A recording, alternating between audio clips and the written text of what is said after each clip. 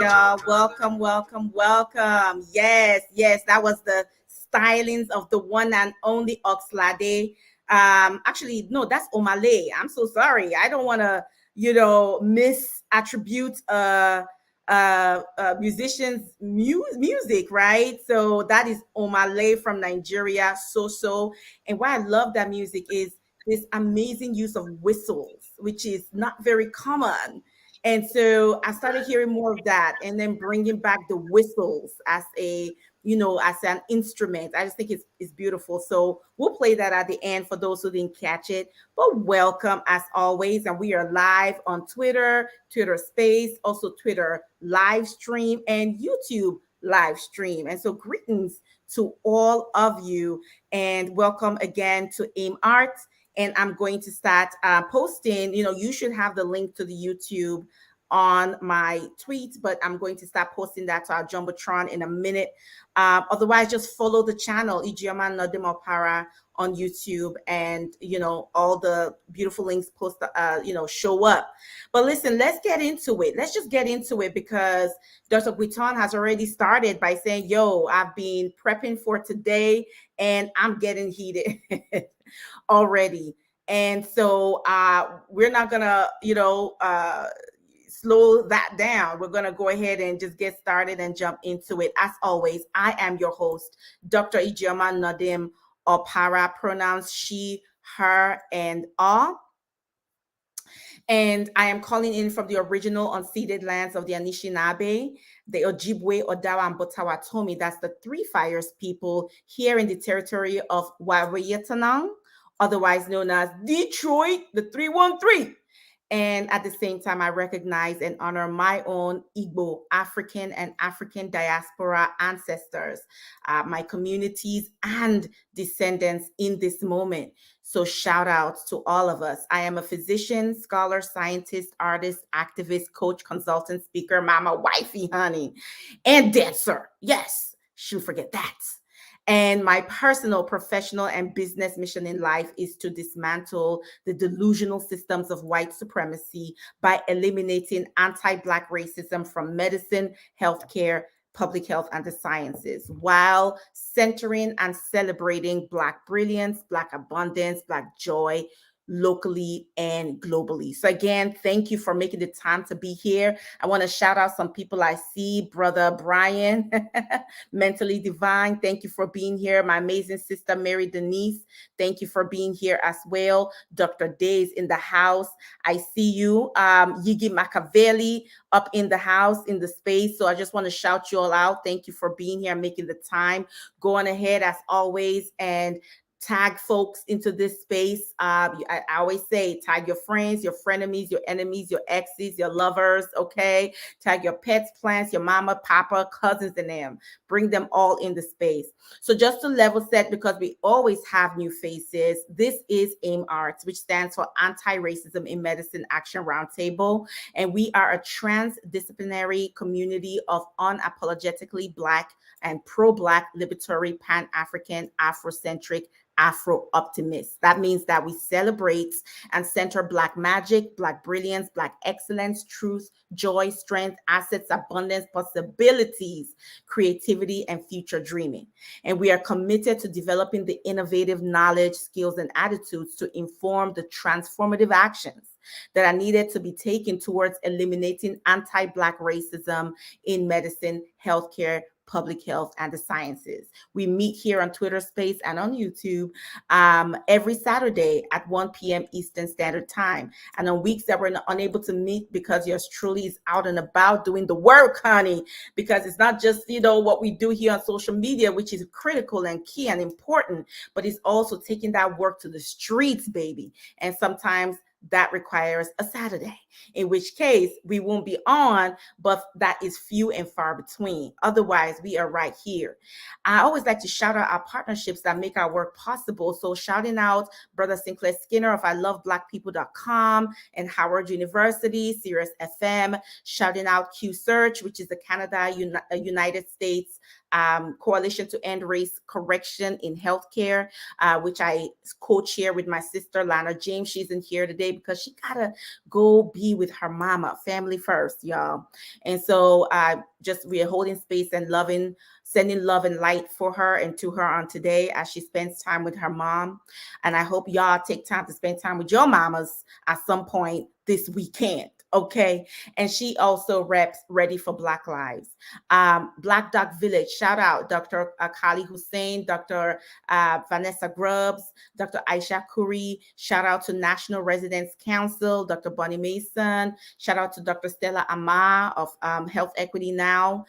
Shout out to Ubuntu Family, Black Family Health Center with Dr. Michelle Drew, who's usually here. So holding space for her, sending love and light. She's been very active with the Black Maternal Health Conference that's been going on, and she's just everywhere. When I talk about the icon of activism on every platform, honey, that's Dr. Michelle Drew for your ass. All right. Also, shout out to Hood Medicine Initiative with Dr. Nisi Hudson. And of course, my beloved Black Mental Health Alliance with my beautiful brother, Dr.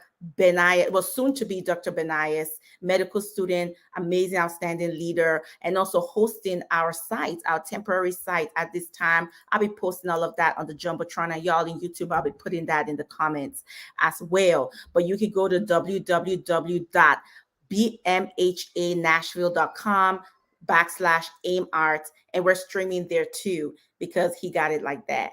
And also want to lift up Health, Equity, Justice, and Medicine of Wayne State University School of Medicine and Opara Speaks also as partners. So you can see that we are growing. We are growing tremendously. I am so excited for this community that we're building. And if you want to participate and join up, I'll also be posting the Google Form sign-up sheet because we are building a powerful movement to really begin to dismantle white supremacy that is codified in medicine, healthcare, and the academy.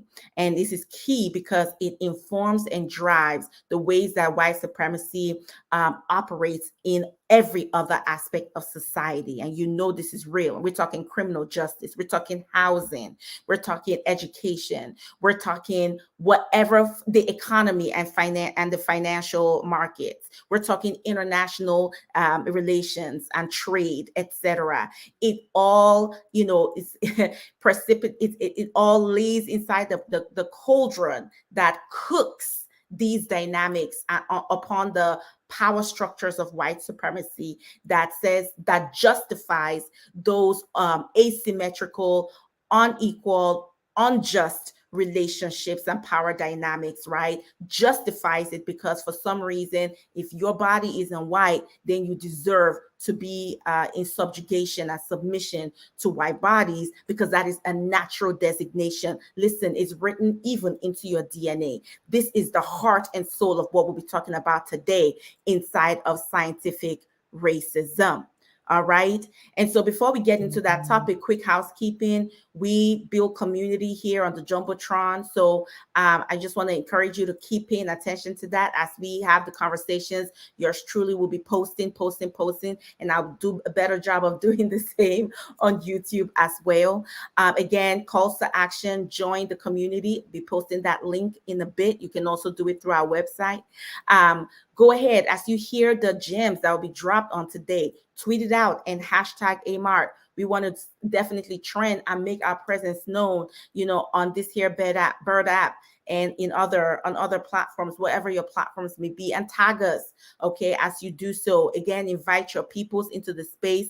If you have any questions or comments, you can, and you don't want to come up to speak when we open it up to the audience after the roundtable goes around, then go ahead and DM me those questions or comments.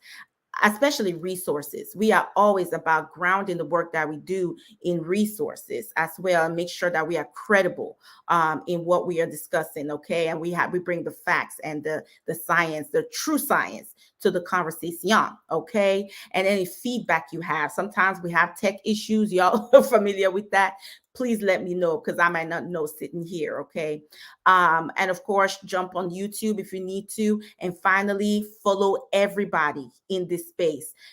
Part of, again, building community is not just every Saturday, it's also Monday through Friday, or rather Sunday through Friday, right? It's also the conversations and the relationships we're building in between time. So please take advantage of being in the space with these amazing, powerful people, and following and supporting each other's work. Speaking of which, we also like to publicize the work our community is doing. So if you're doing something amazing and great, or you're just doing something you may not think is amazing and great, we do. So go ahead and let us know too, so that I can put it in the Jumbotron and shout it out. Okay, let's go ahead and build community. And the way Twitter Spaces, the updates is made, we can build out a thread, as you know, right at the bottom right of your screen. There is like a quote bubble, and you can use that to just generate conversation, and that's sort of the back channel. And I'll be paying attention to that too. You have questions, comment, resources. I'll be shouting that as we go along as your host and moderator today. All right, with that, let's take a pause, take a deep breath as we get into the meat of the conversation today. All right, and what is that? You all see the question, right? You see the question on the room. You see the question, and I'll go ahead and update that here on YouTube. You see the question here on YouTube. Hey, Helena, shout out to you, my dear, my darling, on YouTube as well. And that is, why does scientific racism stubbornly persist in medicine?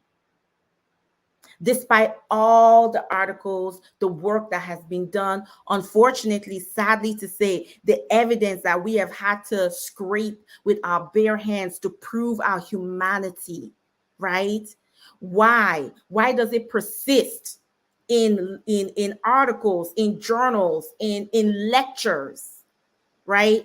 In policy, in textbooks, in exams, at the bedside, in the clinics, in the hospitals? Despite all efforts to dismantle, why is it still here in 2022? Right? Why do we still have guidelines, clinical guidelines and decision-making protocols, media, policies that parrot and reproduce and reinforce the lie of human biological race, of racial essentialism, the lie that's reproduced in religious circles, a la the curse of Ham, quote unquote? If you haven't heard of that, Google it, right? To quote a great scientist and older brother, I would say, of mine, Dr. Joseph Graves, the author of one of the resources we'll be sharing today, Racism, Not Race, and Other Questions, right? Dr. Graves, and one of the lectures I attended that he gave, he said the average American believes, right, in racial essentialism, believes that we are fundamentally different according to racial lines, according to phenotype. This crucible of white supremacy and anti-Blackness created to justify the savagery and brutality of white violence against Black, Brown, Indigenous, and Asian bodies, named scientific racism. Why does it persist? And that's what we want to talk about.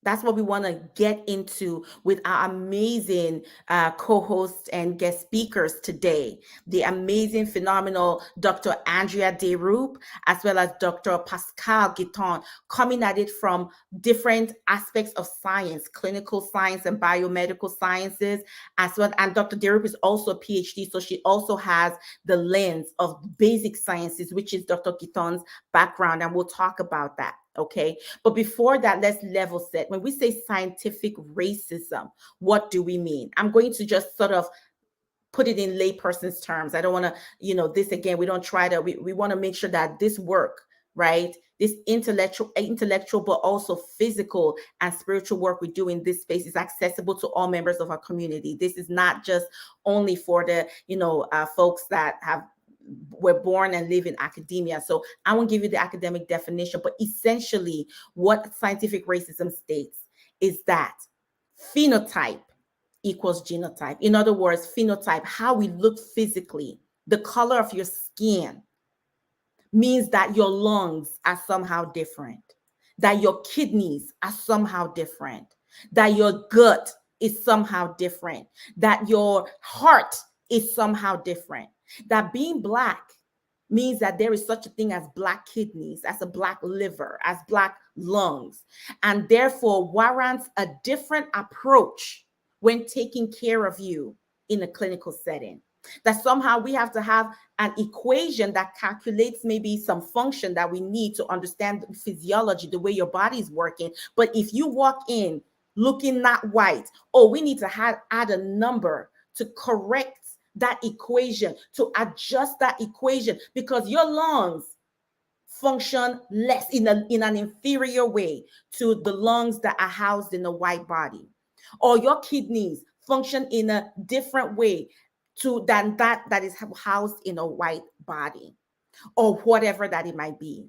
Your risk of developing one disease or the other is because somehow a part of your body works differently. No, no, no, no. It's not because you are unjustly exposed to oppression that has restricted you from opportunities and access to resources, to economic resources, educational resources, and the rest of it, a la slavery, the transatlantic slave trade, and American chattel slavery, a la colonialism and imperialism. No, it's not that. No, honey, it's that God created your body differently in a fundamental way.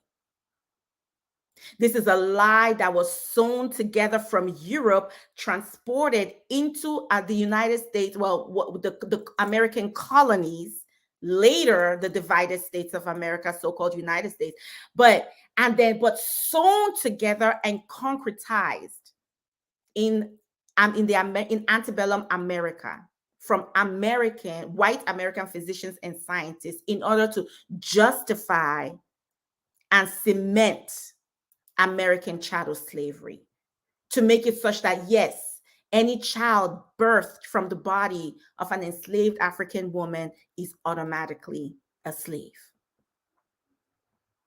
This is the scientific racism, brothers, sisters, siblings, that has been threaded through Western medicine and sciences into today.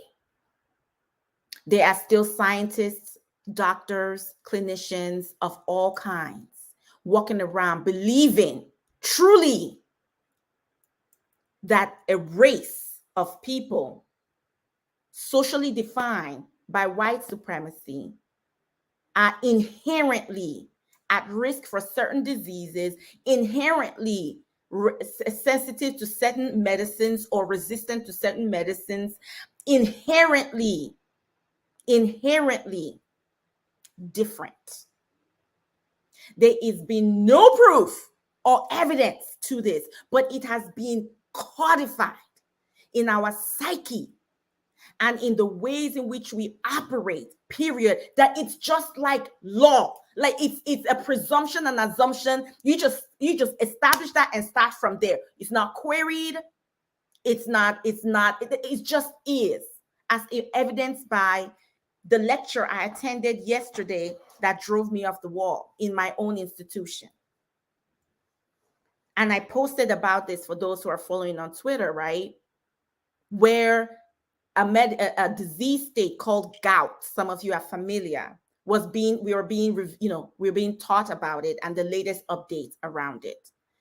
And the rheumatology organization, the rheumatology is the field of medicine that focuses on autoimmune illnesses, inflammatory illnesses, things like that. So they're experts on gout.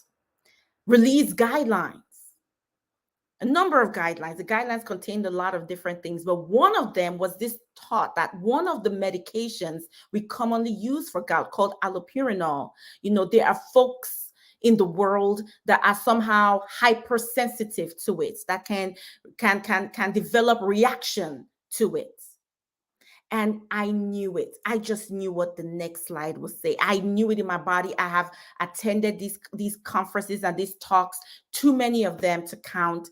I just knew what the next slide would say. And I wasn't disappointed. I was disappointed, but not disappointed. You know what I mean? As in that my expectation was met, but it was sad that it was met, which was the next slide immediately broke people down and said, well, I mean, the layers, Han Chinese, a certain percentage of them have this gene that makes them sensitive to this medication. Eastern Asians, it was the craziest breakdown of populations I've ever seen. Have a percentage of them have this gene that makes them sensitive. African Americans, y'all, literally, that was the classification. Have this gene that makes them sensitive. And they actually have the nerve to say whites have this gene that makes them sensitive. It is the insidious way this belief is sewn into the fabric of the sciences that nobody even thinks to question, what the hell does all that mean? Who are you referring to? You are taking a socio-political designation, literally a category that people had to sue through the courts to be identified as. People sue into whiteness. The Latinx community sued into the race of whiteness, right? Folks of Middle Eastern background sued into the category of whiteness. What does that have to do with genotype right now? How do you mix and mingle all of this and act like you're saying something that makes sense right now? Despite all that we know, despite the Human Genome Project. And so an insidious way that it shows up, and then I'm going to bring these remarks to an end so that I let my amazing colleagues, take it to the next level here, is the conflation of race, socially defined race, with ancestry, which is often conflated with nationality and conflated with ethnicity. I see this all the time. Some idiots that wanted to argue with me on Twitter did exactly that and couldn't even see how wrong he was. Talking about Ashkenazi Jews being at risk for certain diseases. So am I going to tell that racial group? And I was like, friend, that is not a racial group, you fool. Please don't white man me. Like, this is not the time, and this is not the platform, and I'm not the one or the two. You are literally expressing the ignorance in the very argument that you're making. That is not a racial category. Here are the resources for you to understand and learn the very terminologies of which you speak, and then maybe we can talk. But do not come at me all white manish, and you are totally spewing nonsense even inside of your argument, but to you it makes sense. But that is the ways in which scientific racism works.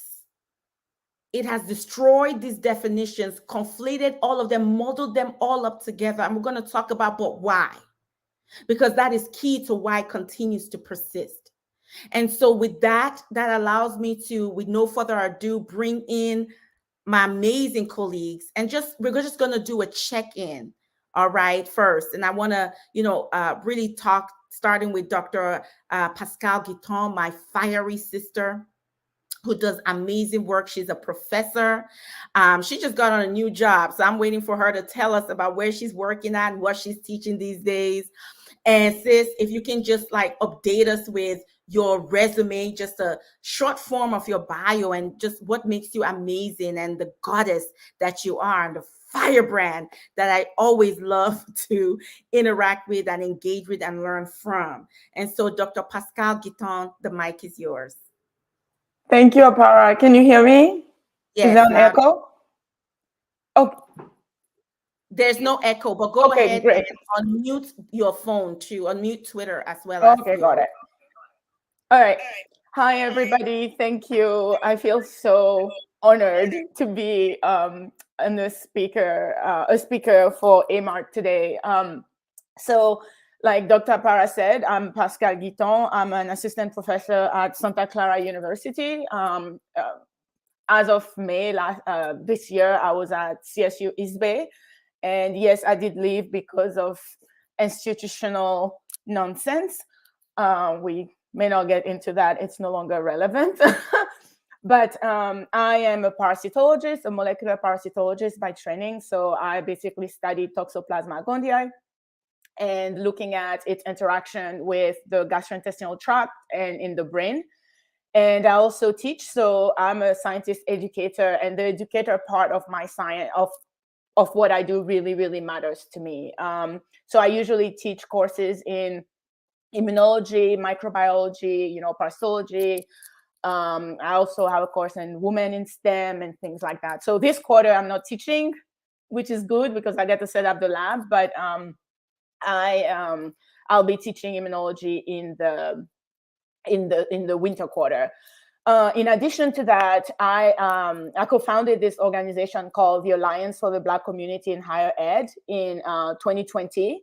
And it was really a response to what my colleague and I found as an inadequate response from the former president of the university to the death of George Floyd. And we felt that it was one of those generic messages that sort of dehumanize the Black student and the Black population on that campus. And so we wrote a letter that was signed by hundreds of our colleagues that was targeted specifically to our Black students and specifically to our Black students. And then from that, we basically said, we can be talking, we can be signing letters, we can be signing petitions, but nothing is going to happen because these people are still going to go, oh, let's have a committee to study this. Let's have a committee when all the data is there. So we decided that, okay, why don't we try to do grassroots work, right, to try to change the institution from within. And I'm very, very happy to be working with great colleagues who are still at CSU East Bay, so we're still working with them, and then we are expanding now. But one other thing that I want to point out, the reason I'm actually bringing ABC is that the work that we've done in 2020 basically led to, I want to say, the ousting, but it really wasn't an ousting. It's almost like they let the clock run out on that person. So there was a eugenicist who was teaching our student at CSU East Bay, an economist, and they made a whole thing. I got all kind of death threat because of it. And basically, it's like, no, how can we allow that person to teach about genetics and economics? And I'm going to touch a little bit on that, a topic that he doesn't know anything about genetics, right? And perpetuating these false ideas that now they put those things under different names. It's like what's the word? They use words that are palatable, right, to make themselves sound like, oh, this is mainstream, but actually it is not. If you don't know what to look for, you will think they are genuine, but they are not. And so I'm gonna pull back and then let the next guest speaker introduce herself, and then we'll dig into that because I got a lot to say about scientific racism because it pisses me off. And rightfully so. And thank you for tying in your activism. I mean, again, that's what we seek to cultivate here in this space, is that we're not just scientists, we're not just scholars and teachers. Again, even though that is not a just, we know if that's all we did, honey, we've done a lot. But in addition to that we are always using our work to translate into making change institutionally and systemically and structurally in meaningful ways. And so I'm so grateful that you named the work that you're doing and how you literally use it as a tool towards institutional accountability. This is going to be a key part of our conversation because, again, we that horrible saying, those who can't do teach. It's like, nah, honey, we teach and we do. Okay. And so with that, to talk about doing, and before I move to the wonderful Dr. Andrea, we try to make space also for our humanity here on AIM Art. And so, Sister Pascale, is there anything you sort of want to share around, just really briefly, how you're feeling today? Where is your joy today? But also, where are you today in terms of whatever we've already heard about your righteous anger, honey, and we make space for that. Absolutely. But is there a space, a place where you are sitting in your Black joy today, or whatever you might be feeling? Yeah, I'm super excited actually. especially for this topic, because a couple of weeks ago or a month ago, there was an article by an African American about racist pseudoscience, and I had called for Twitter to, scientists on Twitter to come and join me. So we had a little bit discussion about it. So I'm so excited that this is sort of like a follow up for that, and I'm happy like my chair is here, and then one of my colleague from East Bay is here. So they participated in those conversations and this ABC work. And so I'm happy. I have to say, since I left that other university, I've been giggling all the time. My husband is like, Pascale, there's something wrong with you. We need to work on that. I'm like, no, it's a joy.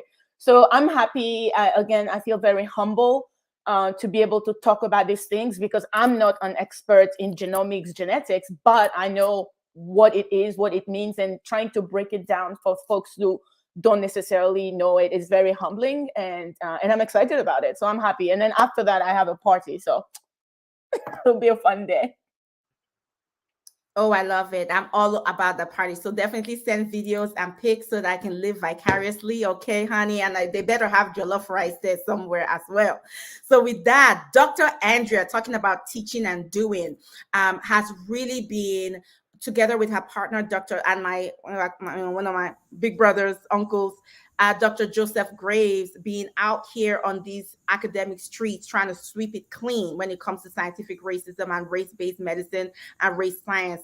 She keeps a laundry list of all the institutions they've both visited to really begin to dismantle and undo this stubborn, recalcitrant, and pandemic of scientific racism that has taken such a hold in a fundamental way of our fields, our respective and related fields. And so I'm really happy to have her. She's a wonderful supporter of this space, and she's a wonderful supporter, very loyal to her folks, the people in her space that are doing good work.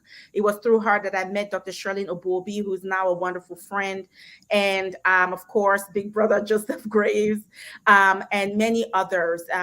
She's really out here on YouTube. She has a channel where she's breaking down for you. If you're like, okay, how do I get the language or the resources to begin to convince my colleagues? And by the way, we don't need to convince nobody. We just need to inform them, okay? Because our humanity is not up for for judgment. Let's start with that, because again, understand that fundamental and key and core to race science and scientific racism is the presumption of the subhumanity or the inhumanity of Black bodies, period. Like, that's where it starts. That's where it starts. And so if we can agree that, Black folks are human, okay, and in fact, in many ways, more human than most, all right, then we know that it simply cannot survive this, again, child, this progeny of white supremacy known as race science or scientific racism. So,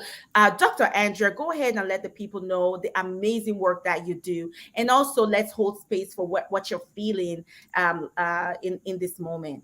And go ahead and unmute on your phone and your computer.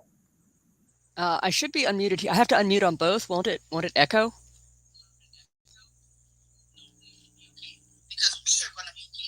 Okay. All right. Excellent. Well, we'll see how that can people hear me okay? Oh, let's see. No, I need to do it here. Go ahead and unmute on your phone. Unmute on my phone. Okay, let's see. Give me a tick. Hang on. There we go. Okay, can everybody hear me now? All right, excellent.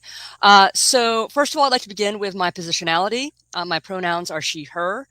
I am half Chinese, and the rest is Northern European. However, I am white presenting and have benefited my entire life from white privilege. So I'd like to put that out there. I am a pathologist, a professor at Duke University School of Medicine. And I have been one of the co-editors of 2 pathology textbooks that are used worldwide. Robbins Pathology is something that almost every physician who is practicing today has read. Younger generations don't read so much, so I can't attest to their familiarity with the book, but it is extremely prevalent. And I refer to race in medicine as being the tea in which we have all been steeped for generations. That this book in particular, one of the sort of my initiation to this was to do a search through the electronic book using terms like Caucasian, African, Asian. And I found more than 35 diseases for which some sort of disparity was associated with socially defined race. So either prognosis or incidence. And as we all know, that is just far too many. And why are we teaching this? And one of the points that I think is important, as I mentioned, this is used worldwide. So I've spoken with people who did their medical education in Taiwan and in Colombia, where they don't have people defined by different races. And these individuals told me that what they learned about race, they learned from this textbook. This is how they learned about race. And they're both practicing in the United States now. So my role in looking at this as an educator was to try to educate my own students, and as an editor to remove race-based medicine. And we can talk about the frustrations of that journey. The upcoming edition that will be coming out in December is much better. We have about 10 associations with socially defined race, but we have a new section on health disparities that explicitly mentions systemic racism. We have more on social determinants of health. We now have images in for multiple skin types, because before all of the images were in lightly pigmented skin, and all the cartoons had this light peach colored skin. So that too has been removed, and all descriptions in the text about skin lesions have been updated to reflect what they're seeing in a variety of skin types. So it's not simply, it appears salmon colored with silvery scale, which is what you would see in a lightly pigmented person, but it can be described as hyperpigmented with grayscale. So I did this project for my medical students and gave a grand rounds on March 6th of 2021. I've been working with Dr. Graves, who I really wish could be here. Today is one of his son's birthday celebrations. So happy birthday. I don't know whether it's Xavier or Joe the Third, but sending love your way.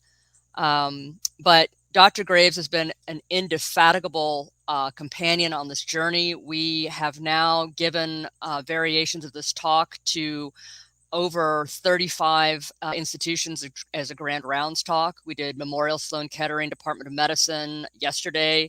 The week before, I gave a talk at Harvard. We're doing Toronto Unity Health with Sister Lana James, helped set that up. So we'll be talking to the Canadian hospital system and to Canadian medical schools. And we are hitting about one of these talks a week because it is so important to get this word out. And what's bringing me joy is it is a beautiful day in North Carolina, and tomorrow I'm going to get a new puppy. So I'm very excited about that. Oh, I'm super excited about that, Dr. Andrea. Okay, go ahead and mute. All right. I'm doing it. Take your time, love. I know how tech is, honey. I'm the last person to we'll get it together. But no, I'm so excited. You know, we didn't survive a puppy in this household, but we will try in the next couple of years when a couple of people have attained some years under their belts. But I'm really happy. I mean, all life is beautiful. So thank you for that.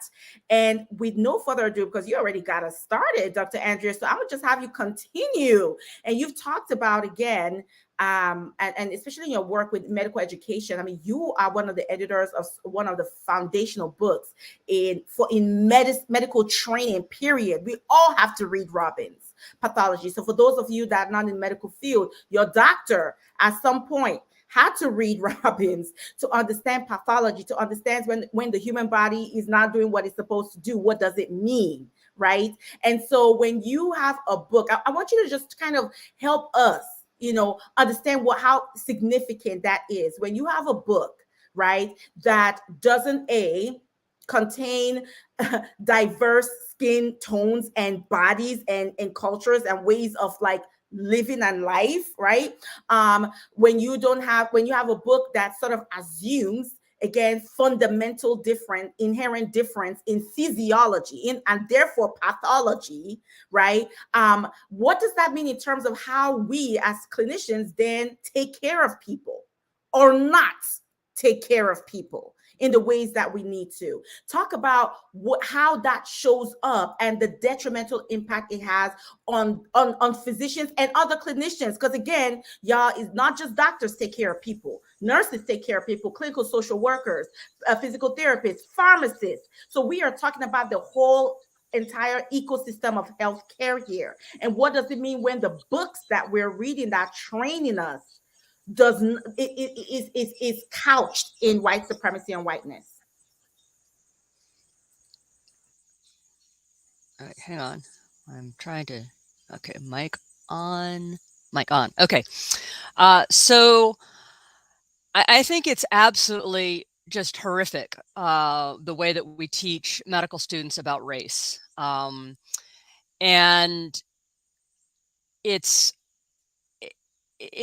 the talk that we give. I talk about that these sentences that we're talking about, these differences based on race, were, I believe, written by people who thought they had good intentions, that if you knew that a disease was more common in a particular population, that would move it higher up into what you were considering.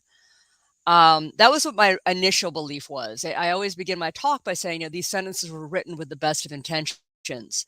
But after a year and a half of doing these talks, and the more I think about it, I don't know if I agree that they were written with the best of intentions. I think that they were written to further maintain white supremacy, perhaps not consciously by the authors, but the othering. And, I think my experience in working on this textbook in particular was that, my goal was to remove all race-based medicine from the textbook. And I believed, and I really believed with apparently enormous naivete that this was going to be very possible, because we brought on Dr. Joseph Graves as a consultant. So he's an evolutionary biologist. He's written widely on race and medicine. He is very respected. And I thought, this is perfect. I have someone who really understands this, and he's our consultant, and we have the papers, and we'll show this to people, and it'll be quite simple. And it really wasn't. And there was this focus again and again on mentioning, well, this disease is more common in African Americans, and this disease is more common in African Americans. And, at one point I said to one of the authors, you need to include that this other disease is more common in European Americans, because it's not fair that every disease you're adding in is it more common in African Americans. But even that comes as a double-edged sword, because then you get people, and this is the harm that we cause, is cystic fibrosis, a disease that is, all physicians know, you learn this in medical school, it's very common in people of Northern European descent, also known as whites or Caucasians, which is what it used to say in Robbins. We don't use whites, blacks, or Caucasian in the new textbook. We use appropriate terminology. Well, what happens if you have an African American child who presents multiple times with suspicious symptoms? No one thinks that it could be cystic fibrosis, and there's delay in diagnosis. So when you ask what are the harms of race-based medicine, one of the most obvious ones is harm to patients. And I know that the Black community is very familiar with this harm to patients, based on people not listening to your symptoms, not listening to the background story. So I think that delay in diagnosis, and it goes across all the different socially defined races. So American Indians are closely associated with gallstones. So if a woman presents, Navajo woman presents with right upper quadrant pain, so that's in the right upper abdomen, they might think, well, it's gallstones, but it could be an ectopic pregnancy, which can rupture and kill the patient. It can be acute appendicitis. So we have these shortcuts based on race, and we can talk at some point. I mean, I think your audience is very well aware of how ridiculous it is to use race as a categorization or as an indication of genotype, because that's what we're really talking about. So there's harm to patients. But I think the greater harm perhaps is to the physicians and to society ourselves, because we are reinforcing this notion that we are biologically different.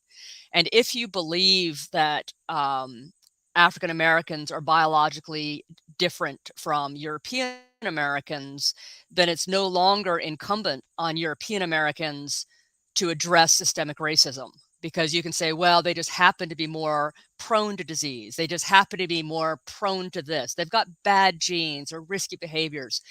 And once you do that, you shortcut any ability, you completely block off the ability to create social change, because there's a belief that it's in their genes, it's in their biology, it's part of their history. There's nothing we can do. It's their problem. So I think we are creating huge problems for justice and equity in our country. And boom, that's it right there. That is exactly it. And so when we and that was the question, right? Why, Dr. Andrea, does it persist? Why does scientific racism persist? And you've said it, and that is to maintain this system. That is to maintain the system of white supremacy, or the delusions of white supremacy, or white supremacism, right? Because if these problems, if health disparities, Black folks just naturally have, higher rates of hypertension or this or that, the other, it's in our bodies. It's just sort of our inherent thing.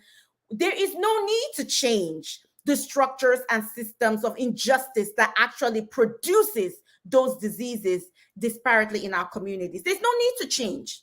That means it justifies the social hierarchy. It justifies the caste system as it currently exists, right? Yes, it is that is just the way their kidneys are, honey. So you know what? And and we learned this from Sister Lana, right? Which is always be looking for the money. Because if Black people's kidney work like this, if Indian people's gallbladder work like that, if indigenous people's lungs act like this, what can we make? We can make specific drugs that we will sell to them to purchase. And have we seen that or not? Hell yeah, we saw that with Bidil. I don't know if any of y'all know about Bidil. That was a medicine, Bidil. Google it, and Google Dr. Dorothy Roberts' work on it. This is a medicine for heart failure, y'all, that was marketed to Black people only. It was supposed to only help Black people with heart failure, because these fools did the study in Black bodies, and the FDA, the United States Federal Drug Agency, hopefully that's what it stands for, approved it only for Black people. Now, when we talk about the levels of complicity here that we have, again, when we talk about state-sanctioned structural racism, when we talk about the ways in which racism and anti-Blackness is sewn into the fabric of the nation, the FDA approved this medicine only for Black bodies. What does that even mean when you have scientists and doctors and all kinds of smart people in the FDA approving a drug only for a quote unquote racial category that was sociopolitically created to sustain the caste system of white supremacy? What does that mean, y'all? And it happens all the time. But that is what happened. And you want to read Sister Dorothy Roberts' work on this to really understand the levels of how just horrendous this was. And in the clinic, in the hospitals, we all were out there, prescribing. Oh, what race? Oh, he's Black. Okay, here, he gets Bidil. We all were complicit, honey, consciously or unconsciously, and we still are, in the ways that we still use race correction in pulmonary function tests. Race correction, again, I use that painfully, because the fact is you have to correct a non-white body for whiteness.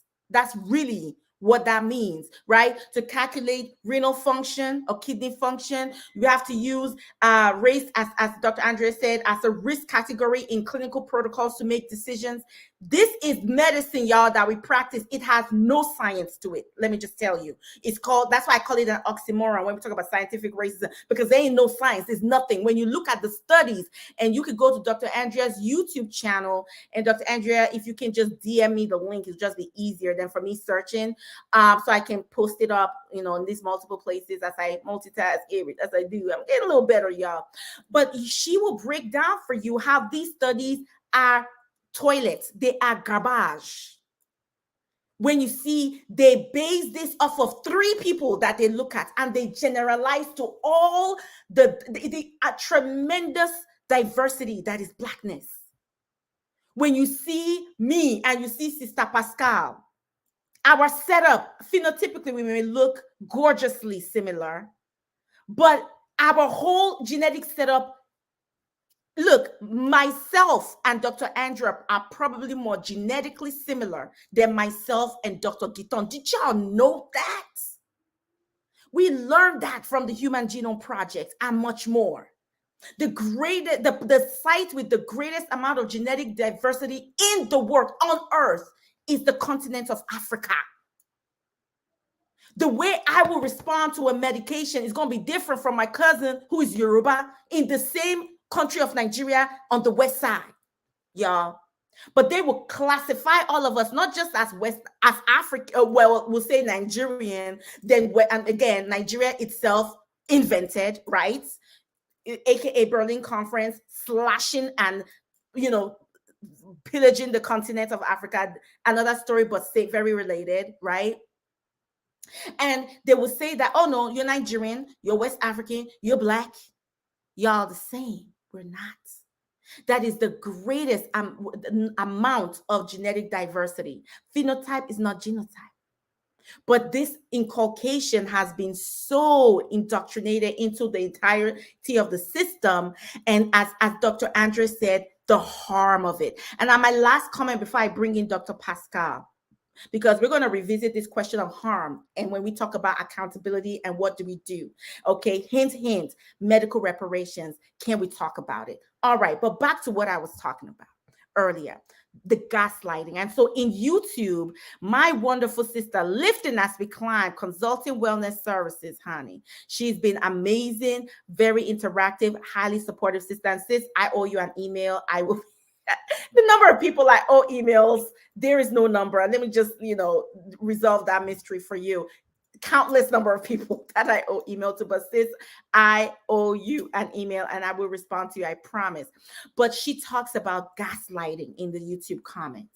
And I'm going to go ahead and display that comment. The danger of gaslighting is that we go down rabbit holes that takes away from action and focuses first on awareness, which is based upon the lie that awareness is not there. Girl, if you don't say that again 12 times, and that's what Dr. Andrea was saying initially, like, oh, maybe it might be unintentional. People don't know. Y'all, in 2022, I am clear, without a shadow of doubt. People know. I'm here to tell you, my father said this, and I didn't believe him at the time because I'm a stubborn child, but it didn't take me long to catch up to where he's been at for years, which is that, they know. Child, daughter, they know. It's just, what is the willingness to see power when you have power? Right? What is the willingness to see? But there is a gaslighting when you are taught from the beginning that the problem is you, and not that the problem is we produce the conditions that resulted in this problem by our decisions every day for generations on generations to today, where you're gaslit to believe that this is historical, meaning it's in the past and it's over with, and you don't understand that it's continuing right now, even until tomorrow. The gaslighting of it. And I know nobody knows more about gaslighting than Dr. Pascale Guiton, who's going to talk to us about how this shows up in the basic science and why the basic sciences and help us to understand, again, we're a mixed crowd. What is the difference between clinical science and basic sciences? And talk to us about how scientific racism, starts and is crucibled and sort of like heated and microwaved in the basic science and then fed into clinical medicine, right? And why that, help us understand the difference and why the big scientific racism in basic science matters and how it shows up so that we can recognize it when we see it. The mic is yours, sis. Remember to unmute on both devices. Thank you so much. I like the stewing and cooking and mic, and then I love that. So I in basic science, so clinical science is basically research that is done, it's applied, right? It's, they develop the drug, does it work, clinical trials, and so on.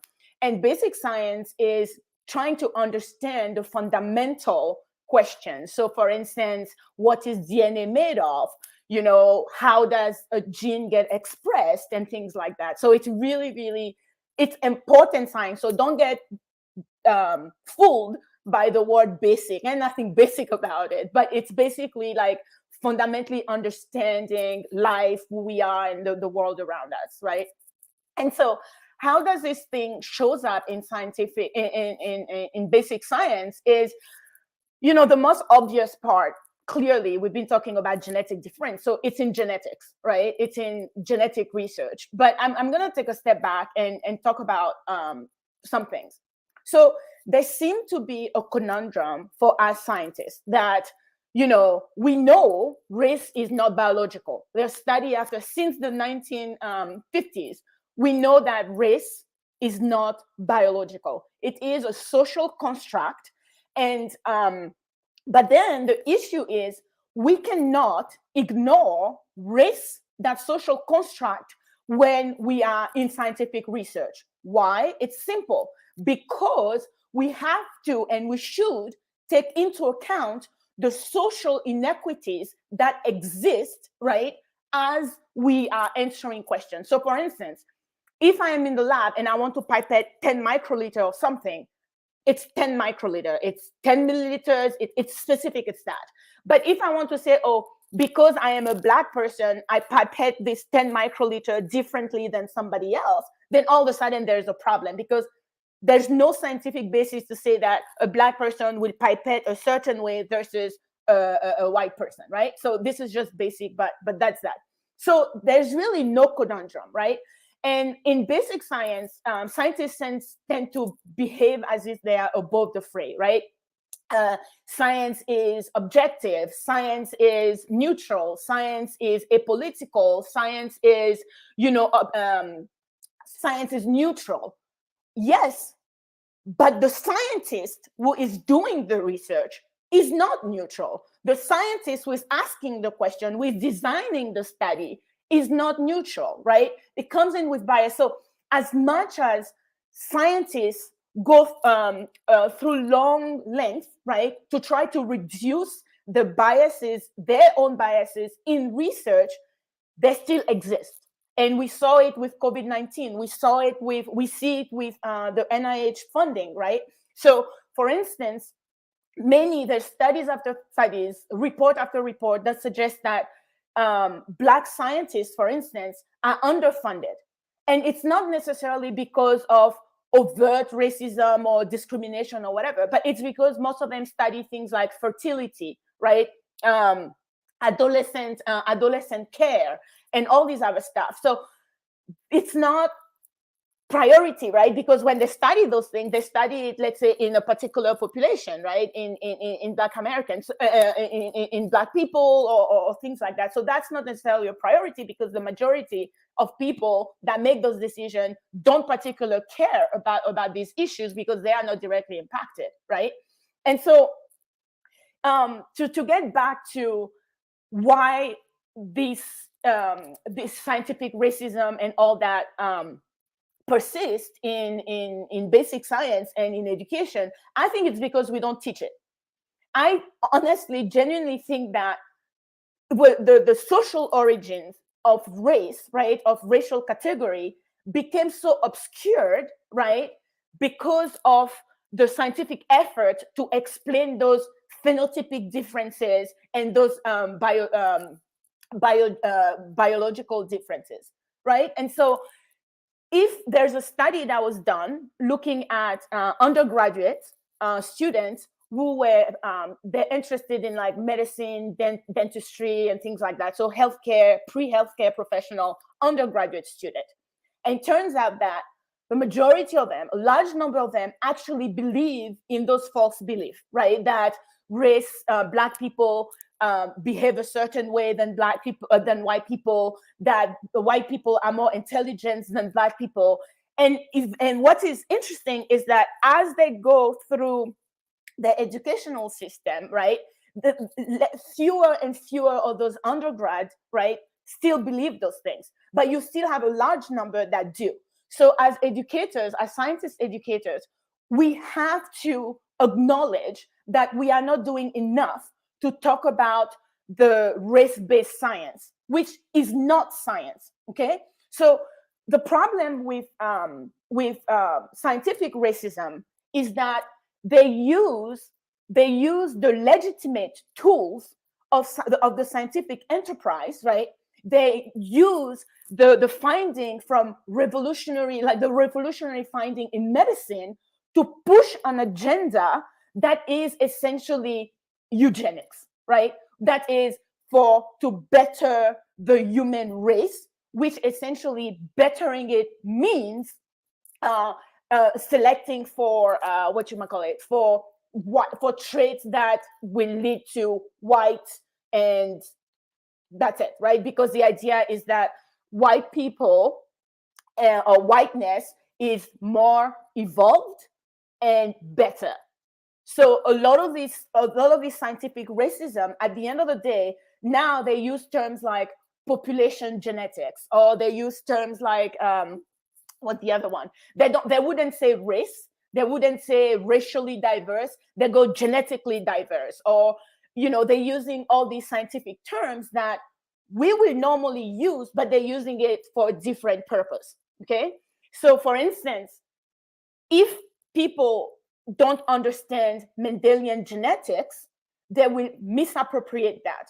And then the racists in science will basically use Mendelian genetics, right, which is inheritance of particular traits, to justify why, for instance, if somebody is born from a slave person, then that person can be automatically made a slave because they inherited those genes that allow them to be strong and to be able to work in the field, right? But that's not how it works. They misappropriated Darwin evolution theory through natural selection, right? To say, oh yeah, we need to breed, right? We need to breed the human race in such a way that we only select for traits that are good, i.e. breed more white people, so that eventually, the other races, the LGBTQs, the people with disabilities will basically thin out. And they've used these ideas, right, to justify forced sterilization, to justify incarceration, to justify not having mixed misogyny, not having, I would say miscegenation, for not having mixed marriages and things like that, right? And so these are things that we need to teach, right? And so the reason those things persist, and I think that basic scientists need to start talking about it, is because we have journals like Manhood Quarterly, right? Mankind Quarterly. We have Intelligence, right, which is supported by Elsevier, which are known to publish this type of pseudoscience, right? This type of pseudoscience that is talking about, intelligence is genetically based, right? You have genes for intelligence. And what you want to know, for instance, where are my little notes?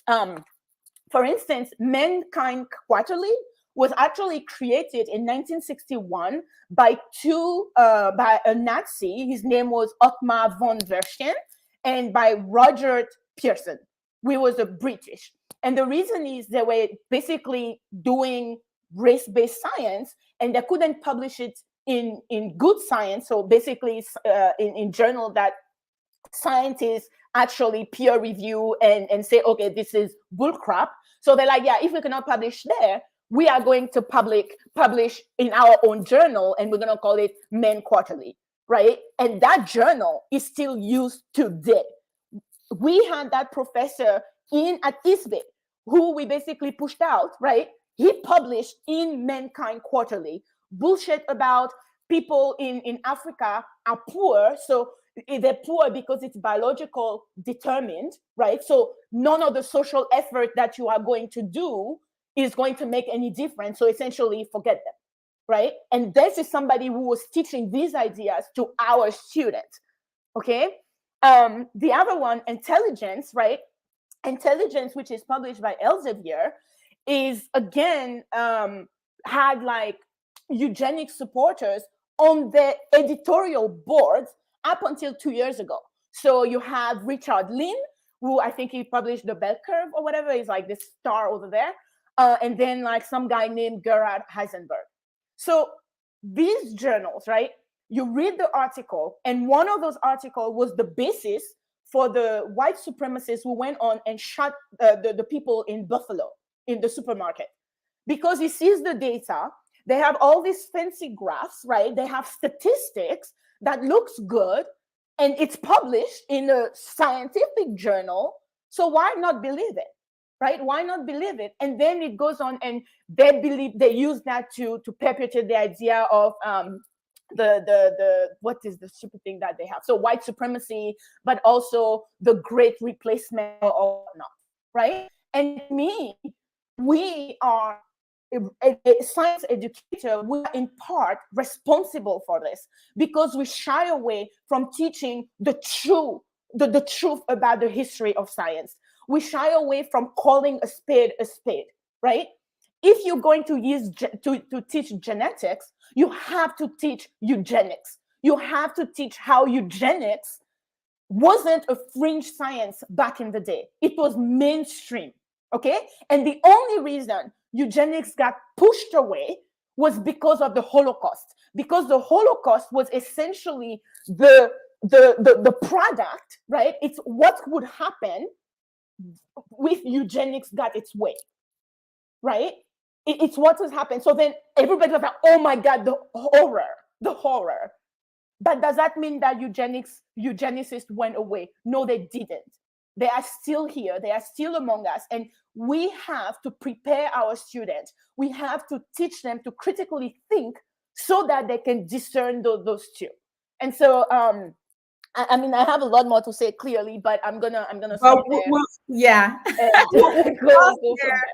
Right, so that we can, like, we can absorb the richness that you just offered. I mean, you gave a whole 2 PhDs of material right there, but and there's so much to unpack, Dr. Guiton. I'll give Dr. Andrea actually a chance to just respond before we move on, Dr. Andrea, to your question, but in a bit. But I just want to unpack a couple of things because it's so much that you said. The last point you made is so important, right? We know that white supremacy never went away or never goes away. What does it do? It mutates.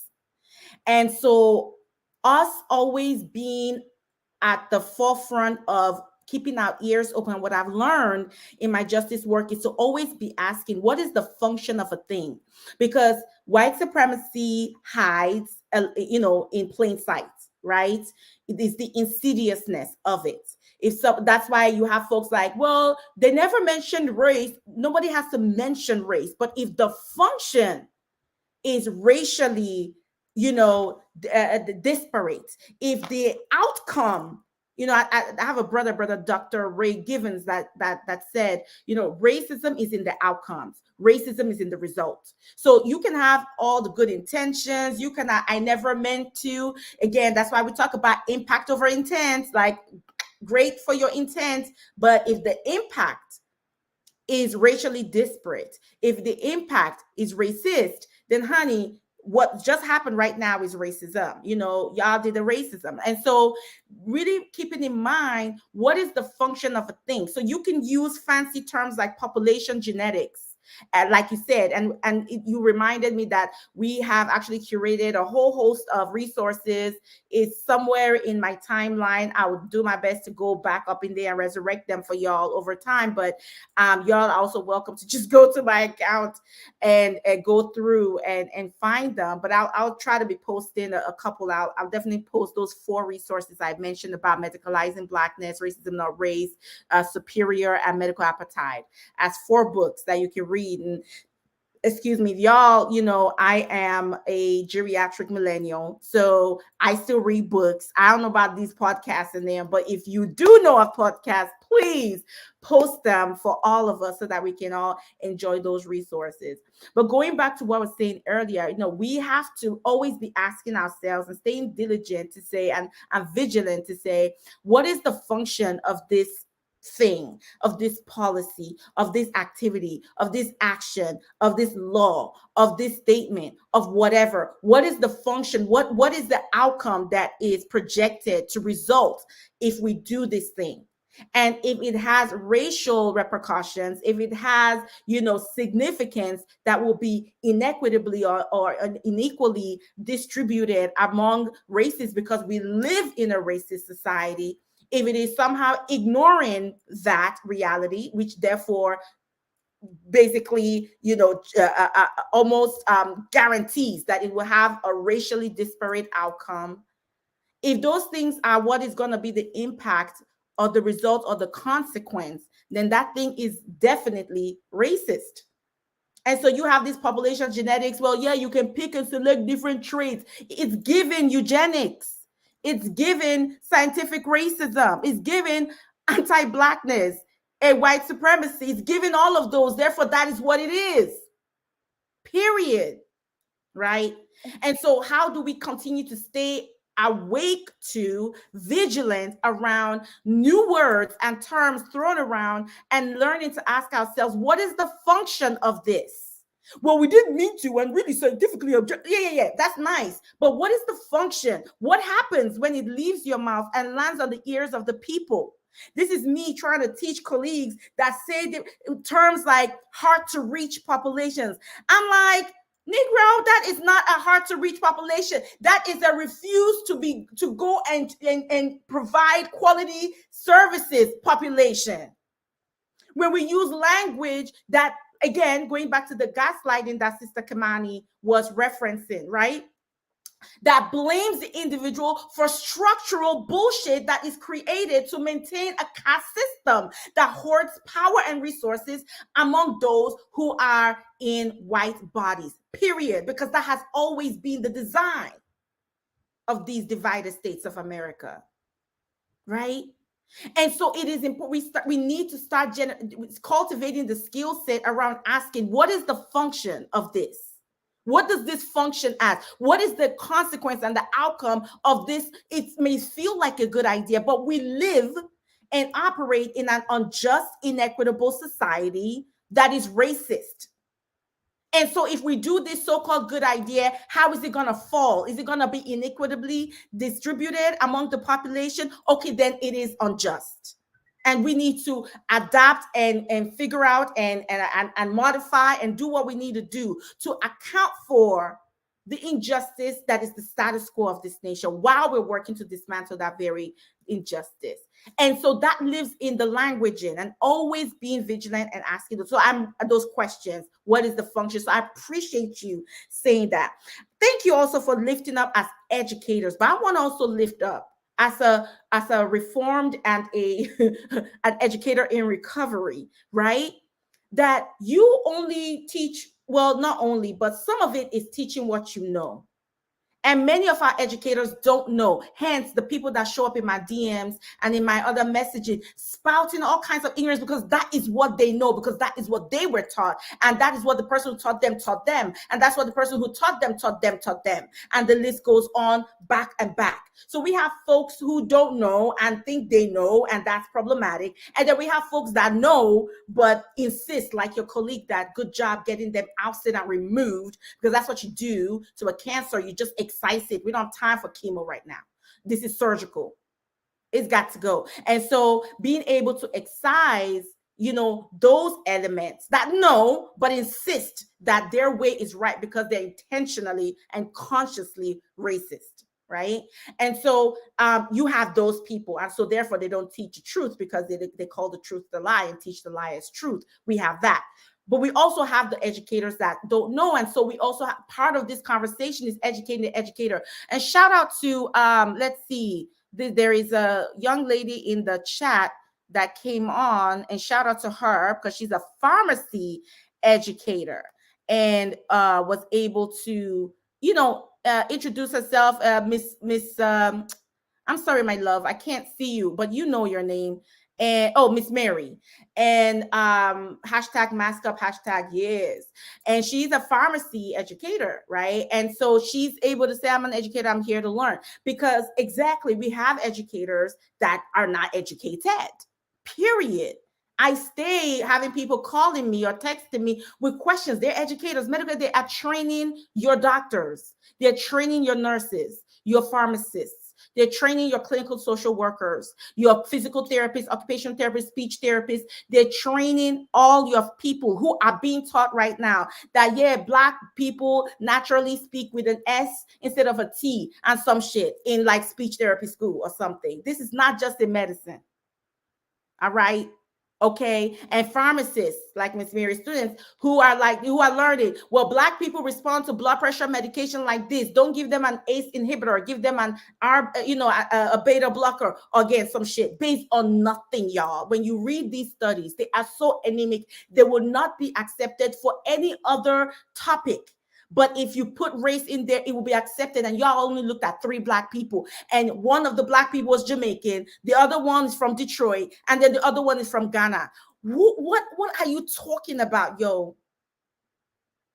So it is so important that we are awake and vigilant with these skills. That's why we're having these conversations. And the last thing I wanted to unpack, and then as Dr. Andrea, I'm going to have you just kind of react to what you heard, and then we'll go into your question. I really want to unpack the harm because I really want our audience to understand the harm here. The harm here, we're talking about lives lost, misdiagnosis, underdiagnosis, undiagnosed. You already gave some examples, but I really want you to shed more light in them as we talk about, as we pivot and in rounding out the conversation today around what's next. What's next? Right? But the last thing you said, Sister Pascale, was around, and I hope people caught this, honey. You drew the line between, oh boy, shooting up Buffalo, New York, and where he got his thinking at, right? The great replacement theory that is pushed in Fox News and conservative circles, aka white supremacy circles, right? And all these pieces here. Why and this is just like my passion in life. I want for a person like a housekeeper, right? A janitor or custodian person to stop me in the middle of the street and say, Dr. Para, I heard, one of your talks or, a AMART session, and I can understand why I, as a janitor, as a custodian, as a bus driver, as an investment banker, as a hedge fund manager, whatever, need to be about this fight when it comes to undoing and dismantling white supremacy in medicine, healthcare, and public health, because it is all connected. It informs everything. It informs the policy. And you drew that line to help us understand that what happened in Buffalo was tied to the belief, right, that this young person internalized, that was produced from the pseudoscience of scientific racism, that told him that, yeah, Black people are inherently inferior, are inherently criminals, are inherently, not intelligent, and deserve harm, violence, to be killed. It told him that from the quote unquote sciences. So when we say this work is critical, it informs policy. Y'all know about the case about the judge that denied parole from a prisoner who was asking for parole. It was a Black man, but was told that no, and the reason why the person was advocating for that was kidney disease, renal failure, kidney failure. But the judge and whomever, the people in the system, was able to calculate his renal function using quote unquote race correction, said, no, your kidney function is actually higher because you're Black, according to this equation that doctors use. Baby, do you see how this is all connected? That could be your uncle, your daddy, your sister, your brother, you.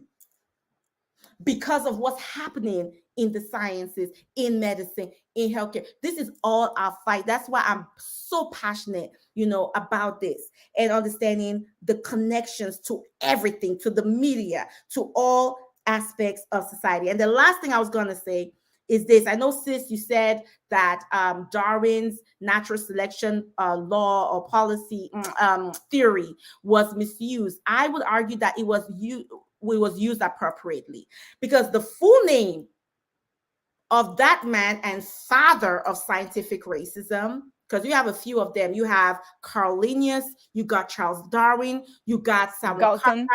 Yes. Yeah, his cousin. Yeah. Yes, exactly. All these people who were founders of what then, Dr. Brooks and Charles Morton and all these people, right? The Skulls and all of that here, right? These were all the fathers, white European and white American physicians and scientists that created the crucible of scientific racism to codify white supremacy in like the countries and the continents of the Americas, and then has been exported throughout the world. Because we haven't even talked about that. If Sister Lana was here, we will get into the ways that this reality is exported throughout the world. It goes now to Canada, to the rest of the Americas. It goes to Africa, all right, on the wings of quote unquote global health. It goes to Asia and Middle East, etc. This is so dangerous because it's exported. That's why I call it a pandemic. On the wings of international aid and foreign foreign aid and global health. Now, keep in mind, for every dollar given into the continent of Africa, $6 is extracted. All right, let's remember that. Who is developing who? I always say. But getting back to this point here, the full name of Charles Darwin's book is On the Origin of Species by Means of Natural Selection, or The Preservation of Favored Races in the Struggle for Life. So my argument is that his theory was appropriately applied, because literally it is about the preservation of favored races being quote unquote Caucasian as they labeled it at the time.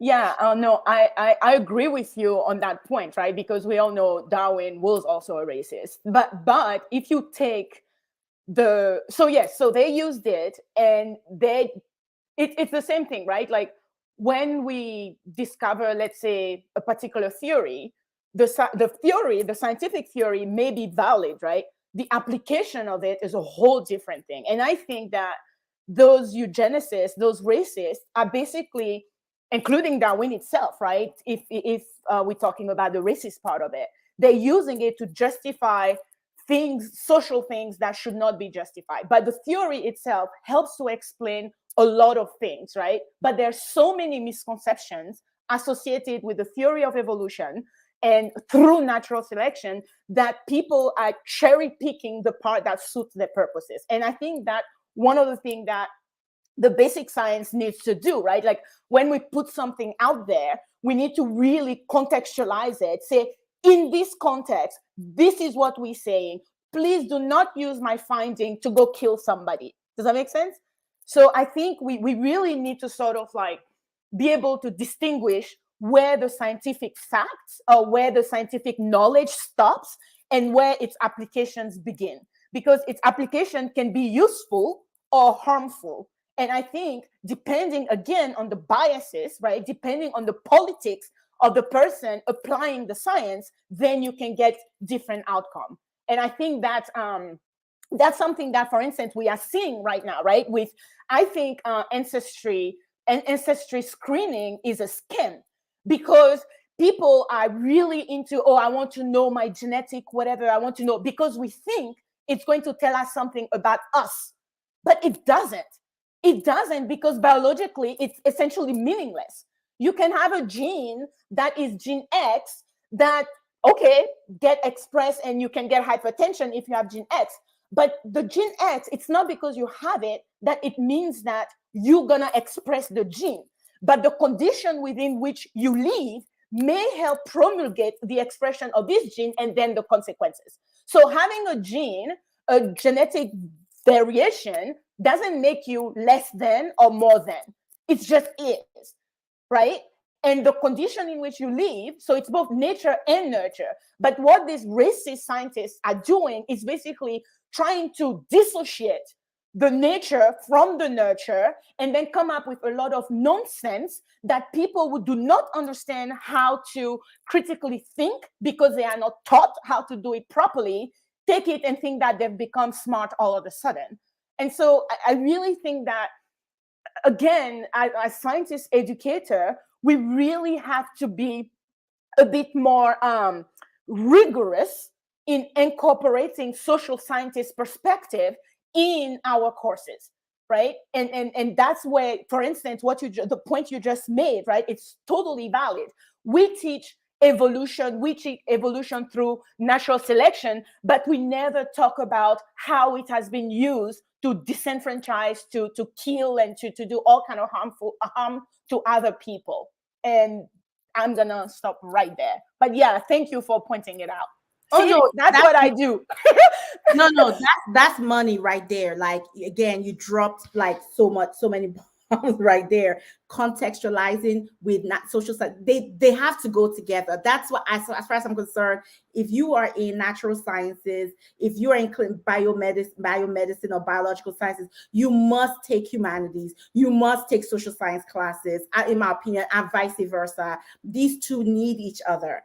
You can't be walking out, and it is dangerous for you to be out here without and knowledge of anthropology or sociology. Many of them have also their problematic, again, have also been let's not we are not sanitizing the social sciences of their own complicity in white supremacy, but there is a marriage that is necessary. So yes, thank you for really lifting that up. And we are going to talk about the ancestry.com and 23andMe as scams, and this whole genomics, genetics, genotype, and how people misconstrue, misapply. And again, the function. What is the function? That's capitalism. So I can sell you personalized medicine at top dollar, or top pound, or top euro. I mean, that is a whole topic of itself. We're going to do that because, honey, ancestry.com, baby. Dr. Andrea, please jump in. We've been talking a lot between Dr. Pascale and myself. I know that a lot of thoughts and ideas are coming up, bubbling in you. Go ahead and just sort of respond and react, and then we'll be rounding up. All right. Well, this has just been an outstanding discussion. And I think Dr. Guiton's point that the researchers may say that their data are objective, but the problem is that researchers aren't objective. And one of the definitions that Dr. Graves uses for socially defined or socially constructed race is that it is the use of morphology, how we look, religion, origin, things like that, specifically in the service of a social dominance hierarchy. So this is why he calls it racism, not race, because there is no biological race in humans, and that the need for racism so that we can exploit people is what drives this. So I think that that's one of the critical points, is that we really are captive to the lens that researchers are looking through, and their own biases come through.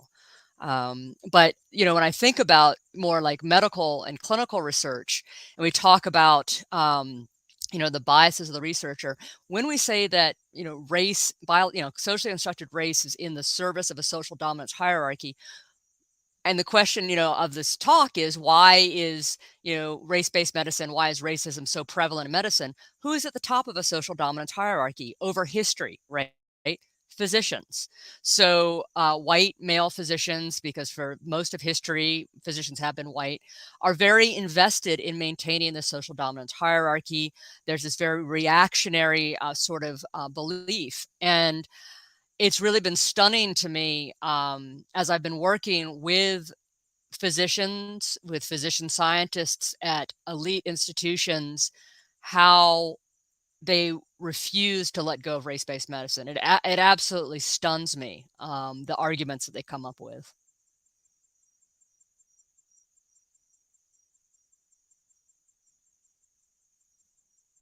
Sorry, I too sometimes I'm slow with my unmuting, but absolutely, it's stunning because it is in it's self-interest, as you said, who is on top of this of the social dominant hierarchy. Dr. Andrea, can you speak more about the harms? Like, why does this matter? What is the negative consequence or harms of perpetuating race-based medicine, scientific racism? Give us some examples about again how it shows up clinically and Oh, the significance and the harms on the people. thank you. I wish I could share screen like we do in Zoom, but I would ask people to take a look at my YouTube channel where I have the talk I gave at Harvard last week, where I went into some of this in some detail.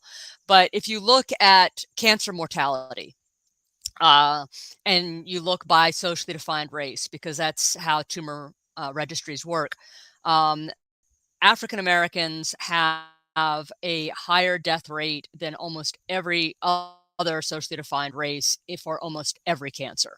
The exception being things like, melanoma, because of skin pigmentation, there's a lower risk of melanoma. But that's again based on skin pigmentation, not descent. So you can be a very light-skinned person of African descent and have just as much risk for melanoma as someone with a similar skin type. So that's just one example. Is that if you look at cancer deaths, a lot of that has to do with delay in diagnosis, and that is mostly probably tied to access to care. I think, and one of the things that enrages me is when, as Dr. Guiton has spoken about people who are talking about, genetic variability and genomics, and we can sequence people's genome for $200, and there's all this research and looking at genomics. I'm like, if you actually really cared about health disparities, you'd be taking in the millions of dollars you're spending trying to find these subtle allelic differences, and you'd make sure that people had access to care. They had child care so they could go to their appointment. They could afford their medication. You would provide, bus tokens. I mean, it costs $8 or $12 to park in a parking garage at a hospital. So you have to put that for a patient who's already coming in. So anyway, delay in diagnosis, access to care are huge. And when we look at things like maternal fetal medicine, I mean, this is a huge issue, which I know everyone in this group is aware of, the incredibly high death rate in pregnant African American women. And it does not matter whether or not you are in a high socioeconomic status. You can look at Serena Williams and the challenges she had.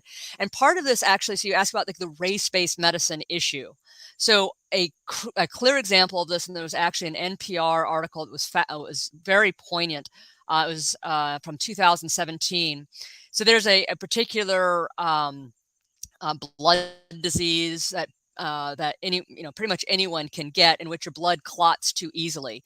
It's called factor V Leiden and deficiency. And what happens is, and we teach this was in the textbook, it's much more common in individuals of European descent. In fact, Leiden is a town in the Netherlands, so Northern Europe. Well, because of population admixture, because of because of population admixture, you can have this allele in someone who identifies as, is viewed as African American or African descent.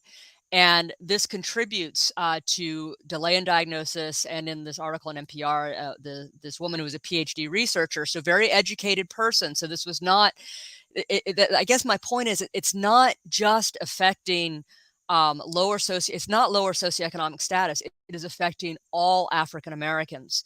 And that, I think, is really the tragedy, that we're missing diagnoses of cystic fibrosis. We're missing diagnoses of factor V Leiden. And then here, for an example, I know that you know about this, Dr. Opara, because you watched my talk at Harvard. I have a video out on keloids in which I do a deep dive and debunk this whole thing about, oh, they're more common in African Americans or people of African descent. And I got an email from a researcher for the California Department of Public Health, because there was a professor of family medicine in the University of California hospital system who had seen my video.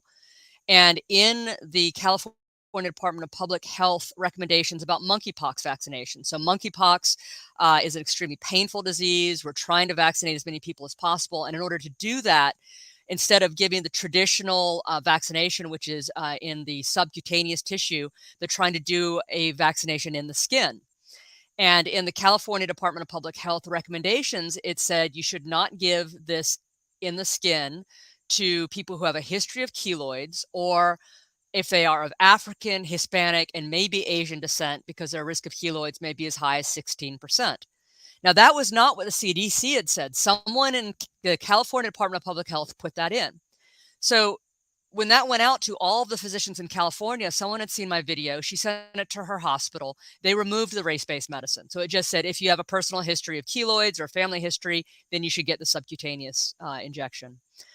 That hospital then sent it on to the San Francisco Department of Public Health. And what they did was they said, oh, yeah, this is true. So they removed it from their recommendations and sent it on to the California Department of Public Health.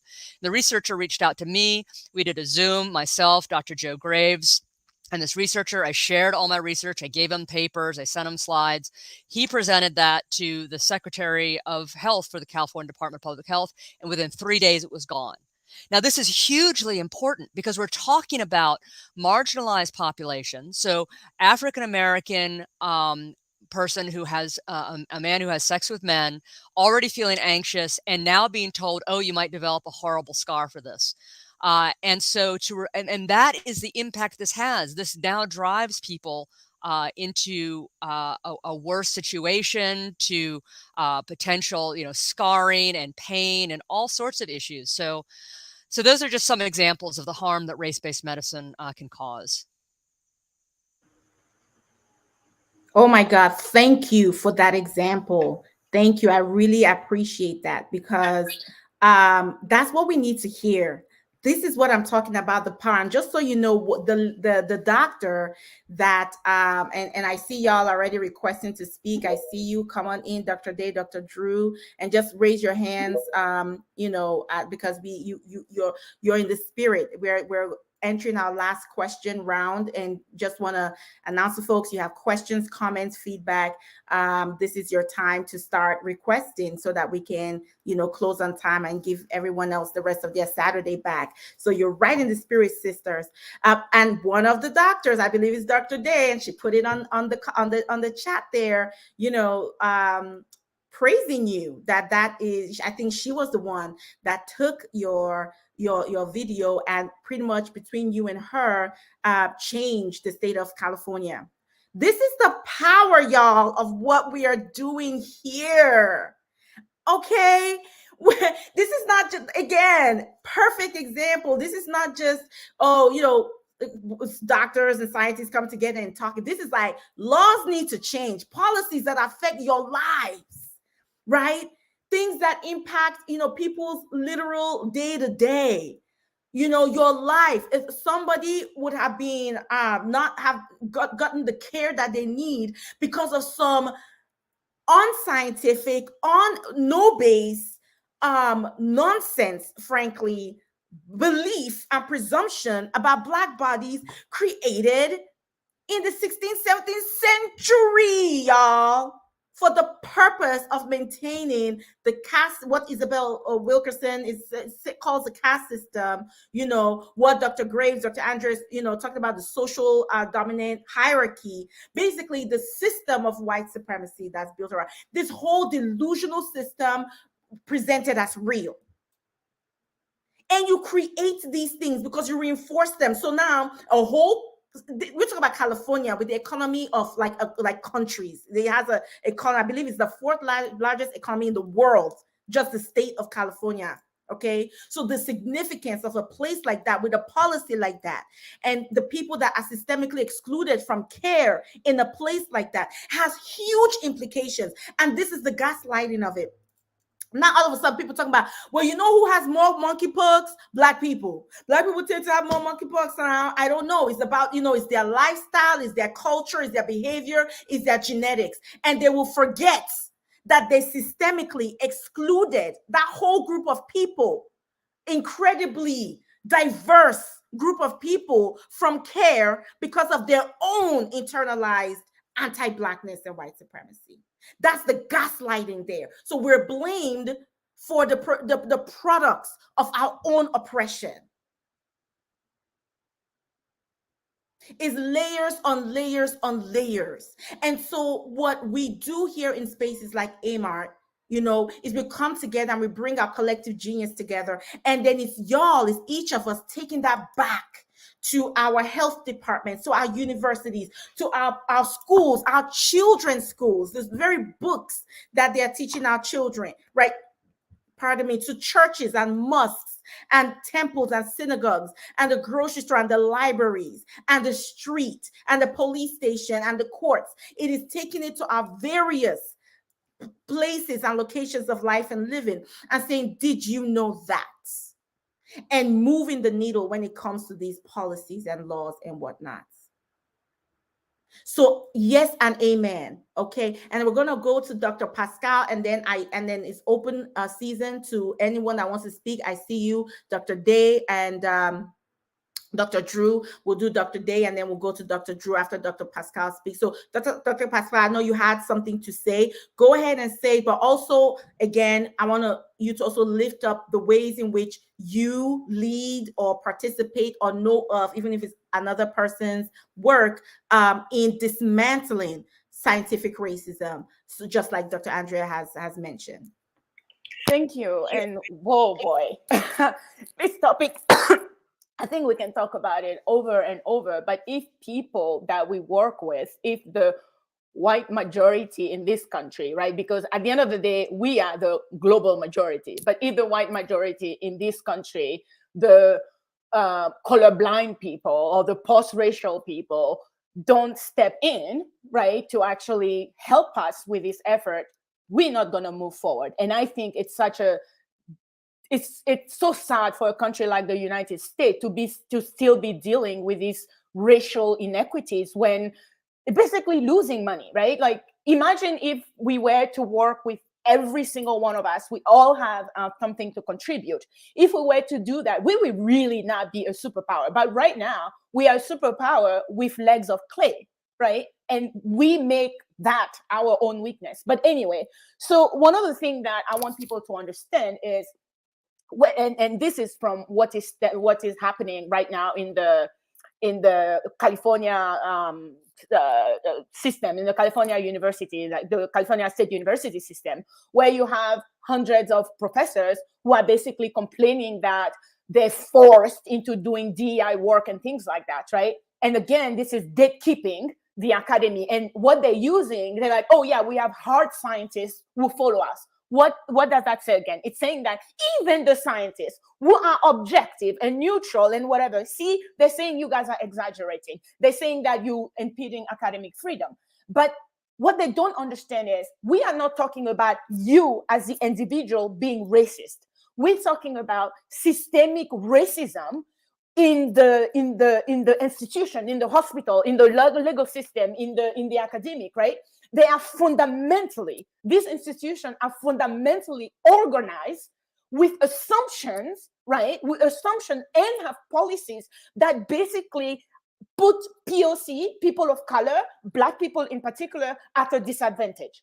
So what we are talking about here is, how can you, as a scientist, as an educator, as a physician, right, take into account all the data, all our knowledge about race not being biological, people using the result of good science to do ills. How can your understanding of that help you change the system so that people like me and other people of color, other disadvantaged people, including poor white people, can also benefit from what these institutions have to offer, right?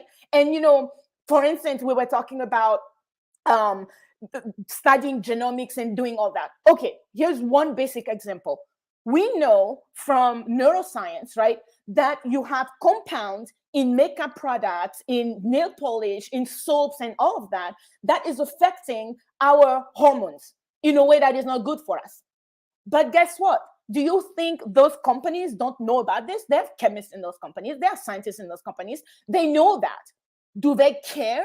No, they don't, right? They don't care because they get money, because most people do not understand endocrine system. Most people do not have access to those things. So to me, what we need to do, number one, in academia from K through 12, especially in higher ed, because we are preparing the next generation of citizens, we need to be truthful about what we're teaching the student.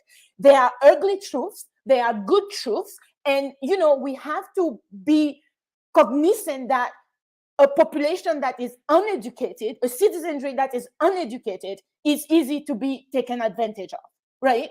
And right now, for instance, people don't vote because they don't understand it. For instance, you have the Department of Health or whatever making decisions that just don't make sense. Saying COVID-19, the pandemic is over. Have you talked to scientists? Have you talked to epidemiologists? Why is it over?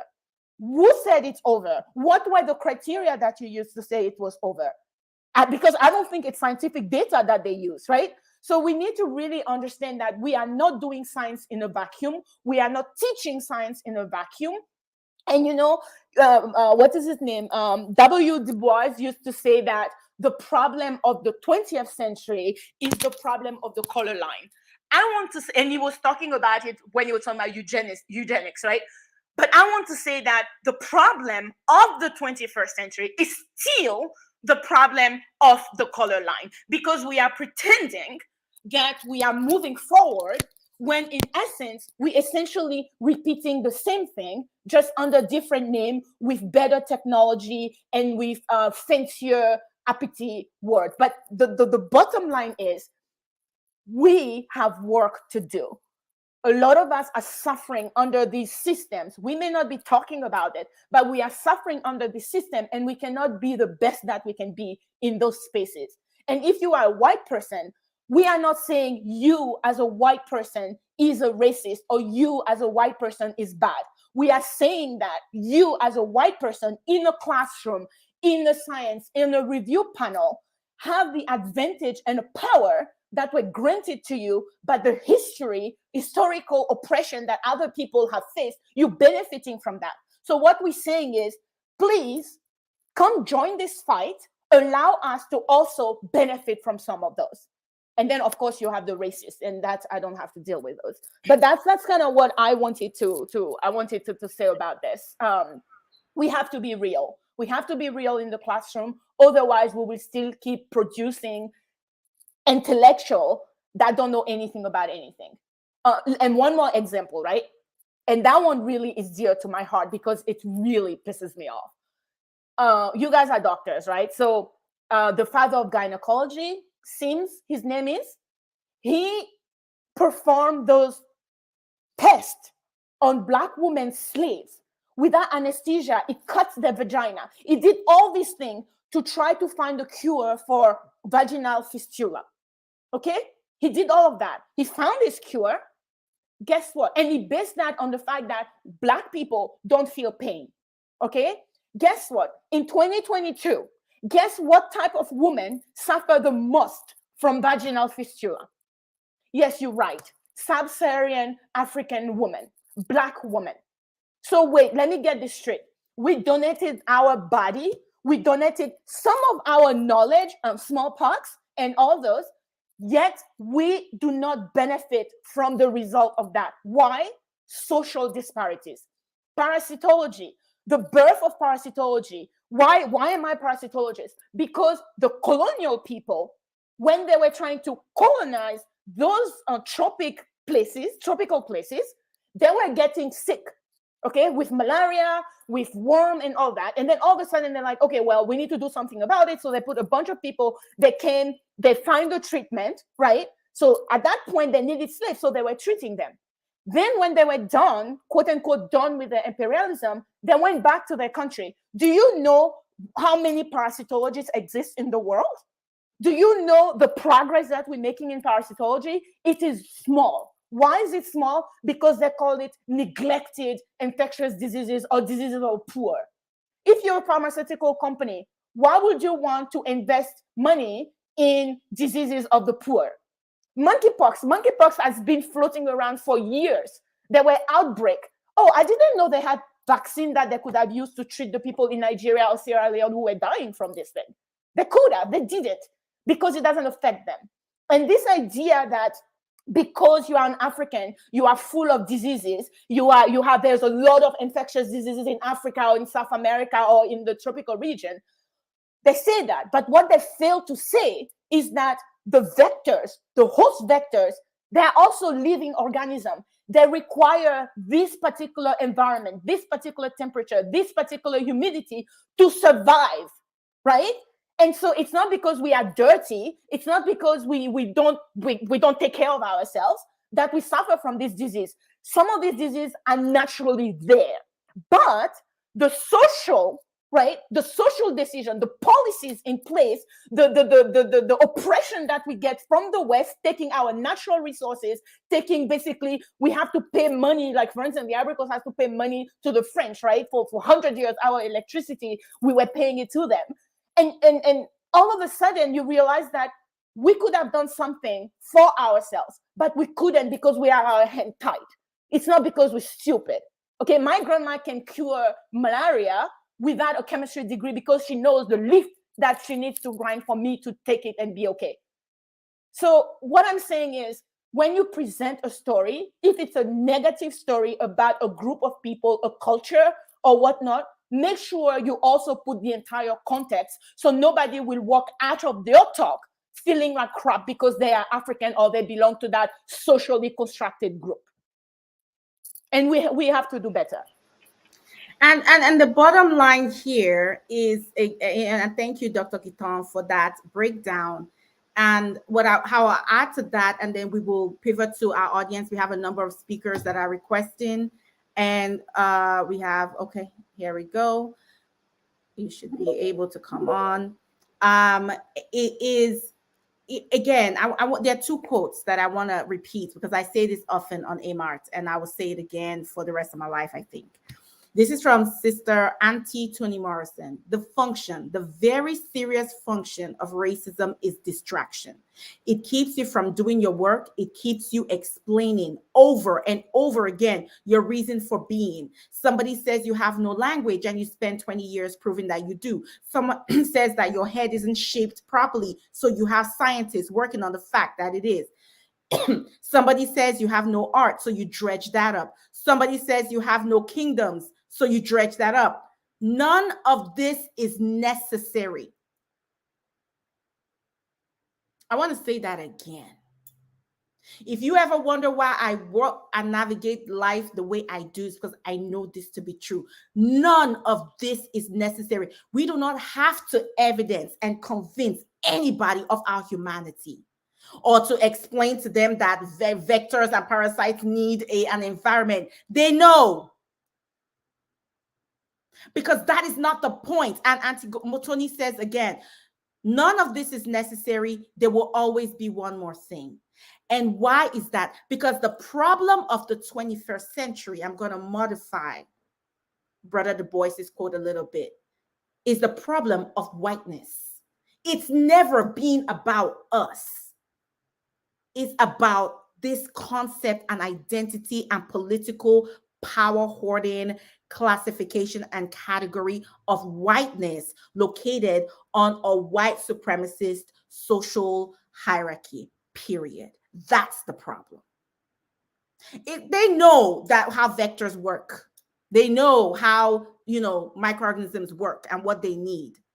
It was never about the fact that, our bodies host this. You have to convince yourself and an entire race of, when I say race, I use it in the loose general way of humanity. You just the species of Homo sapiens. Okay, that this hierarchy makes sense. Look at them. They have no culture. They're naked. They have no arts. They don't understand anything. They don't speak English, as if one language out of billions in a continent, by the way, that has all the languages basically is the measure of intelligence. Look at them. They're sick all the time. They have all the diseases that we brought when we invaded their space, but let's not mention that part. And on and on and then. So it makes sense. It makes sense. Do you know how confused people have been that people haven't died in the way they should have died from COVID on the African continent? Do you understand newspapers that have been released where people are questioning why is that continent not wiped out right now from COVID? The United States is leading the world in daily deaths from COVID, but Africa, then that whole continent, people just like going to the market, minding their business. Like what is going on? They should have died. It must be their bodies. There's something magical about them Negroes. So it is so important that we are clear. I want to bring this back to the function. What is the function of these things? Because they don't make any sense according to their own math and science that, again, was invented on the continent, right? It doesn't make sense. So what kind of sense is it making? Because there is a reason for it. But the why, the function is to maintain this system of dominance. That's why I don't argue with these people on the little things that they bring. It's all distraction. It always comes back to we need to maintain a social dominant hierarchy of white supremacy. That is what needs to be maintained so that we have power, we have resources, we have access. That is what needs to be the case. Dr. Andrea said, look, it's my own survival. I am a white male physician, or I am proximal to white male physicians, because let's be clear, white women are key in this as well and perpetuate it and produce it. Okay, one of the leading causes of this, and understanding that, and also Black and brown bodied people who seek proximity to whiteness because of proximity to power as a survival tactic and trauma response. And what does that mean? That is the crux of it. I refuse to get drawn into all these arguments that they don't make any sense, because the point is that fundamental key, and that's the root that needs to be tapped and named. And so, yes, we need to teach about it. We need to ourselves get educated and teach about this. Yes, we need to hold institutions accountable, but if we are not naming the fundamental driver that maintains this system, we are chasing our tails and we are not getting to the root of it to end it. And there is no better group of people I know than the amazing Dr. Michelle Drew, Dr. Day, and many others coming onto the stage that can articulate this powerfully for us. And if you're on YouTube and you have a comment you want to offer, and thank you, I see that you are all bringing this up. Mrs. Attorney Kelechi Ngozi, Akimbosede, Sister Kimani, Helena, Hype Style, shout out to you. Thank you. And all the rest of you out there, really being so engaging and paying attention to the chat. Shout out for the geniuses. And y'all, bring your attention to the Jumbotron. I've posted a number of things there from Dr. Andrea, from Sister Guiton, and other pieces. The 4 books, Medical Appetite, Racism Not Race, Medicalizing Blackness, Superior, The Return of Race Science. They're all posted to the Jumbotron and also in the chat. Thank you all for engaging. I want to lift up this comment, and then we'll go to our speakers. Dr. Day, you're next, and then Dr. Drew, and let me see who else is up here. Dr. Nicole, I hope that you come on stage. I hope, Kennedy, that you come on stage as well. Shout out. Thank you for all the great work you're doing. And then after Dr. Day, Dr. Michelle will have, I believe, Dr. Mary also to speak. But I want to lift up this brother, I believe the brother, but this sibling offering, because it dovetails into and by the way, Brother Eric Lowe always loves the 1619 Project, honey. Huge fan. And there's a powerful chapter there on scientific racism and medical racism. And so I'm also a huge fan. The 1619 Project is another resource. And I believe I put it on the Jumbotron. If I didn't, I'll do it right now. And if it's more than once, didn't harm nobody. But yeah, sibling Eric Mbida has an offering because it dovetails into one of the comments that Sister Pascale named. And they say, I'm originally from Africa. You know, brother, it's always good to know what country, just, just for shout outs. But yes, we're one. And now based in the US. And they talk about scientific advancements from my exposure and non-formal educational upbringing was perceived as having evolved from refinement experimentation on non-white African and indigenous bodies. Right. And then they also quote Marian Sims as well. The modernization of healthcare practices is absent in Africa. Well, I disagree because, again, please remember that medicine, was invented and created. Arithmetic, sciences, metallurgy came from our continent. Part of the work of colonialism is to erase the stories of who we are and the greatness of who we are in order to make us easier to subjugate. And again, lifting up our ancestors, even in spite that, we still fought and resisted because the story of oppression is also the story of resistance and revolution. And I always want those two things to go together. So I want you to lift that up. But yes, speaking of the mothers of OBGYN, Sister or Auntie Anaka, Mother Anaka, and there's two other women, there's three of them that we know of. We know that many were, but these three that are mostly in the literature, especially Anaka, and who was experimented on, absolutely. And so the book Medical Appetite, that's why it's one of our resources. It's one that you can review for, unfortunately, this very sad, it's going to take you a while to get through that book. Shout out to Dr. Harriet Washington who wrote that and recently released a second book on informed consent. These are all related, okay? And it is really a chronology of the atrocities of the medical experimentation on Black bodies. Again, if you're going to experiment on that which was called teaching material, you need to ensure that folks know that these are not human beings, right? They are incapable of feeling pain. They're incapable of feeling joy. They're incapable of bleeding the same way. They're incapable of all these pieces. That is what was written into the books and taught to physicians and scientists, okay? So absolutely, Dr. Guiton is spot on, as well as Brother Eric, naming how then, yes, it does make folks, right? You're right. If a system is not deemed trustworthy because it earned that position of not being trustworthy, then yes, you're going to have folks that are not going to engage in services. But I also want to name the people that do want to be engaged in services, but through the same mechanism of white supremacy are deprived that, from the chronic disinvestment from communities here in the US through redlining and other, remnant and vestigial policies and laws and the ways that mortgaging still works and home ownership still works. And I mean, we could just unpack that for days and days on end. So I just want to lift that. Thank you so much for that offering, and shout out to, again, YouTube for all the comments. Kelechi is talking about the why is a big deal. It doesn't make sense, but we know that we now know the big picture, even though it doesn't make sense. The bigger picture that we may not really understand, but thank you for pointing out the why. Yes, that's what's something that we have to keep unpacking. We have to keep unpacking each and every day.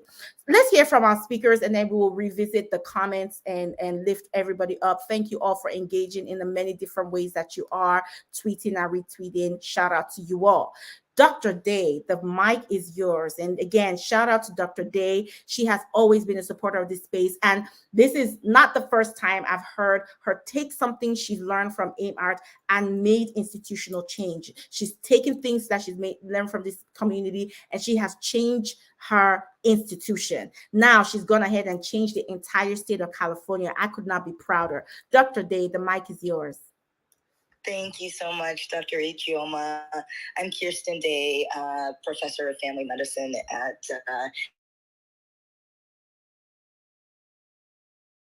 Department of Public Health in the San Francisco General Hospital.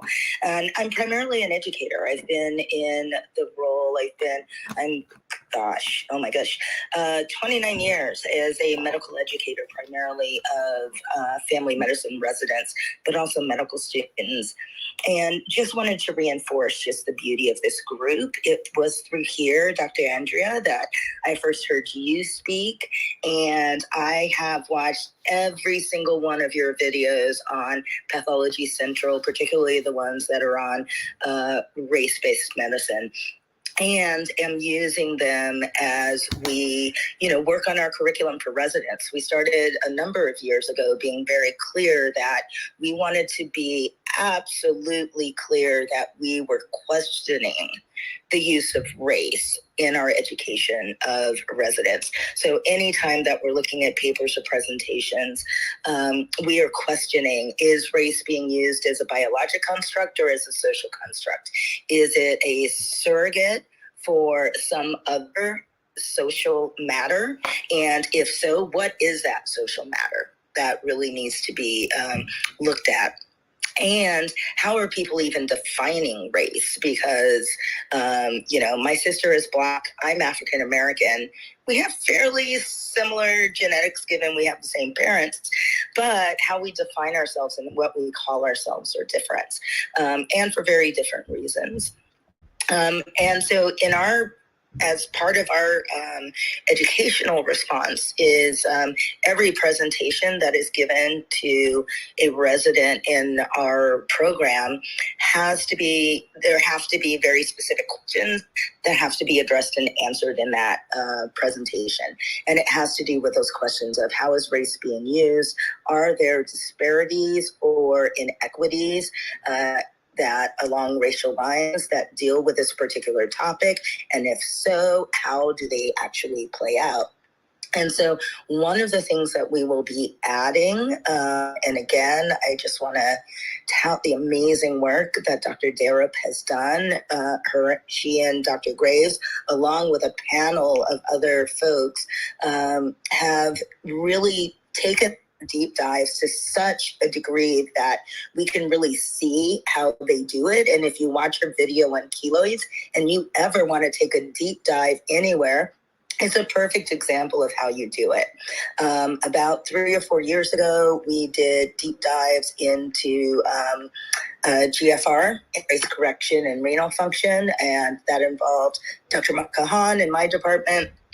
Also, Vanessa Grubbs at that time, Dr. Vanessa Grubbs was at my institution, and race correction is gone from reporting in our laboratory because of that.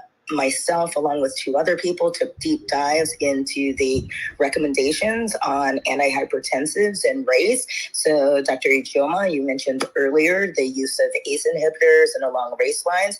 And actually, if you go back, paper from JNCA to the paper before that, the paper before that, the paper before that, and you keep going back, there is not a single scientific basis for the use of race and the recommendation of race. There is one paper where it says, because of some stuff, it might be a better choice to use this drug in this group of people, with 0 references, with 0 research backing it.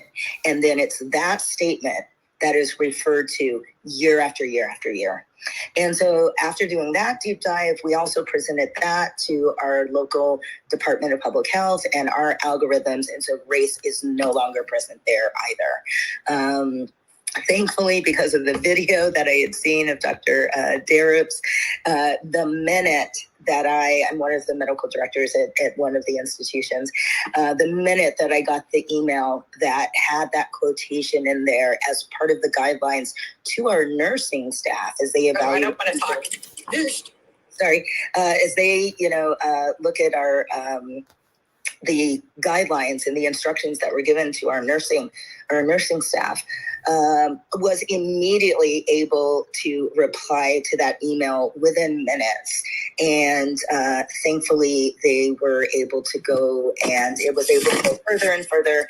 And I am so glad that California Department of Public Health reached out to Dr. Darup and Dr. Graves in order to really be able to change that. And so I want to encourage all of you who are in medical education, pharm education, and the likes in undergraduate education to question, to take the deep dive, and to challenge. So thank you to the group, and have a great rest of the day. I'll be listening. Thank you, Dr. Day. That was outstanding. What an incredible testimony of how we use this work to make institutional change. And it's just taking that time, having those meetings, having those conversations. And again, we curate the knowledge and the information. We direct you to where you can go and utilize these to actually move the needle. And shout out to the people that listened to you and responded accordingly, because we don't want to perpetuate harm. I keep bringing this up and up again, right? First, do no harm. That's the oath we're supposed to take. If what you're doing is perpetuating harm, we don't need to show like the evidence or prove our humanity. You are perpetuating harm. You're doing it in a way that is grounded in an ideology predicated upon our supposed subhumanity. We need to change and do better. So shout out to the people that got that message and responded accordingly. Dr. Derup, do you have anything to respond to before we move to Dr. Drew?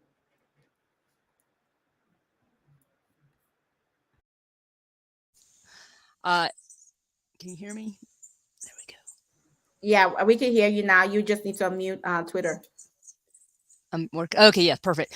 Just thank you so much, Dr. Day. I hadn't recognized that you were on this call, but that's why I do these videos. That's why I do it on YouTube. I feel like writing. I mean, people have asked, are you going to write this up? The keloid thing. I said, the thing with the YouTube is that it's a URL. You send it off, and it's more engaging. It's a conversation, and you can show almost the ridiculousness of something in a way that you can't in a dry academic writing.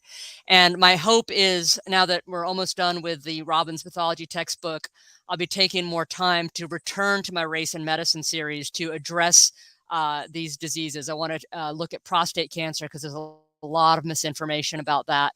And do some more. I want to do something on population genetics for medical students and healthcare workers, because people just don't understand it. But thank you so much. I was so grateful to have the opportunity to play a role in that work. And the advantage of YouTube too is, again, we need to make this work accessible to people outside of the academy. Okay, we just need to disrupt. And I saw the term in the YouTube comments, gatekeeping. We cannot gatekeep this information. Okay, and that's why I'm on freaking social media instead of writing. I have so many things I need to be writing right now, but it's like anybody can come on Twitter, anybody can come on YouTube and participate in this conversation. We have to disrupt a culture of gatekeeping. Okay, this doesn't belong to us like individually, it belongs to the community. Let's see who needs to be unmuted. Oh, Dr. Mary, I'm just gonna mute you. Okay. So yeah, right. So thank you for saying that. It's so important. And so y'all, let's make sure that these conversations, that's why I said it's got to be on the street, on the main street, in the ivory tower street. We have to make this accessible and applicable to all our folks and the communities that we belong to, the communities, and because we belong to many. Okay, Dr. Drew, you're on, the amazing, indomitable, peerless Dr. Drew, whom we missed last week, shall I say. And I'm so sorry to have missed you. The convention center at the Renaissance has terrible reception. So as try as I might to be able to get a signal, I failed. Please accept my apologies and give me forgiveness, my sister.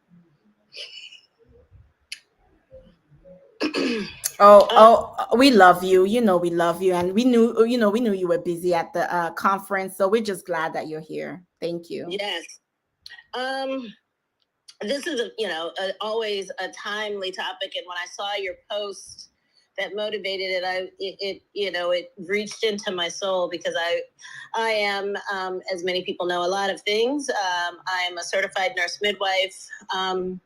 I am the executive director of a community-based organization in Wilmington, Delaware that focuses on reducing health disparities by unapologetically centering Black pregnant and birthing people and those with the capacity for pregnancy, and letting them make their choices away from the medical industrial complex, which was, designed to use us either as teaching material and is currently either actively trying to kill us or just watching us die. I'm not sure.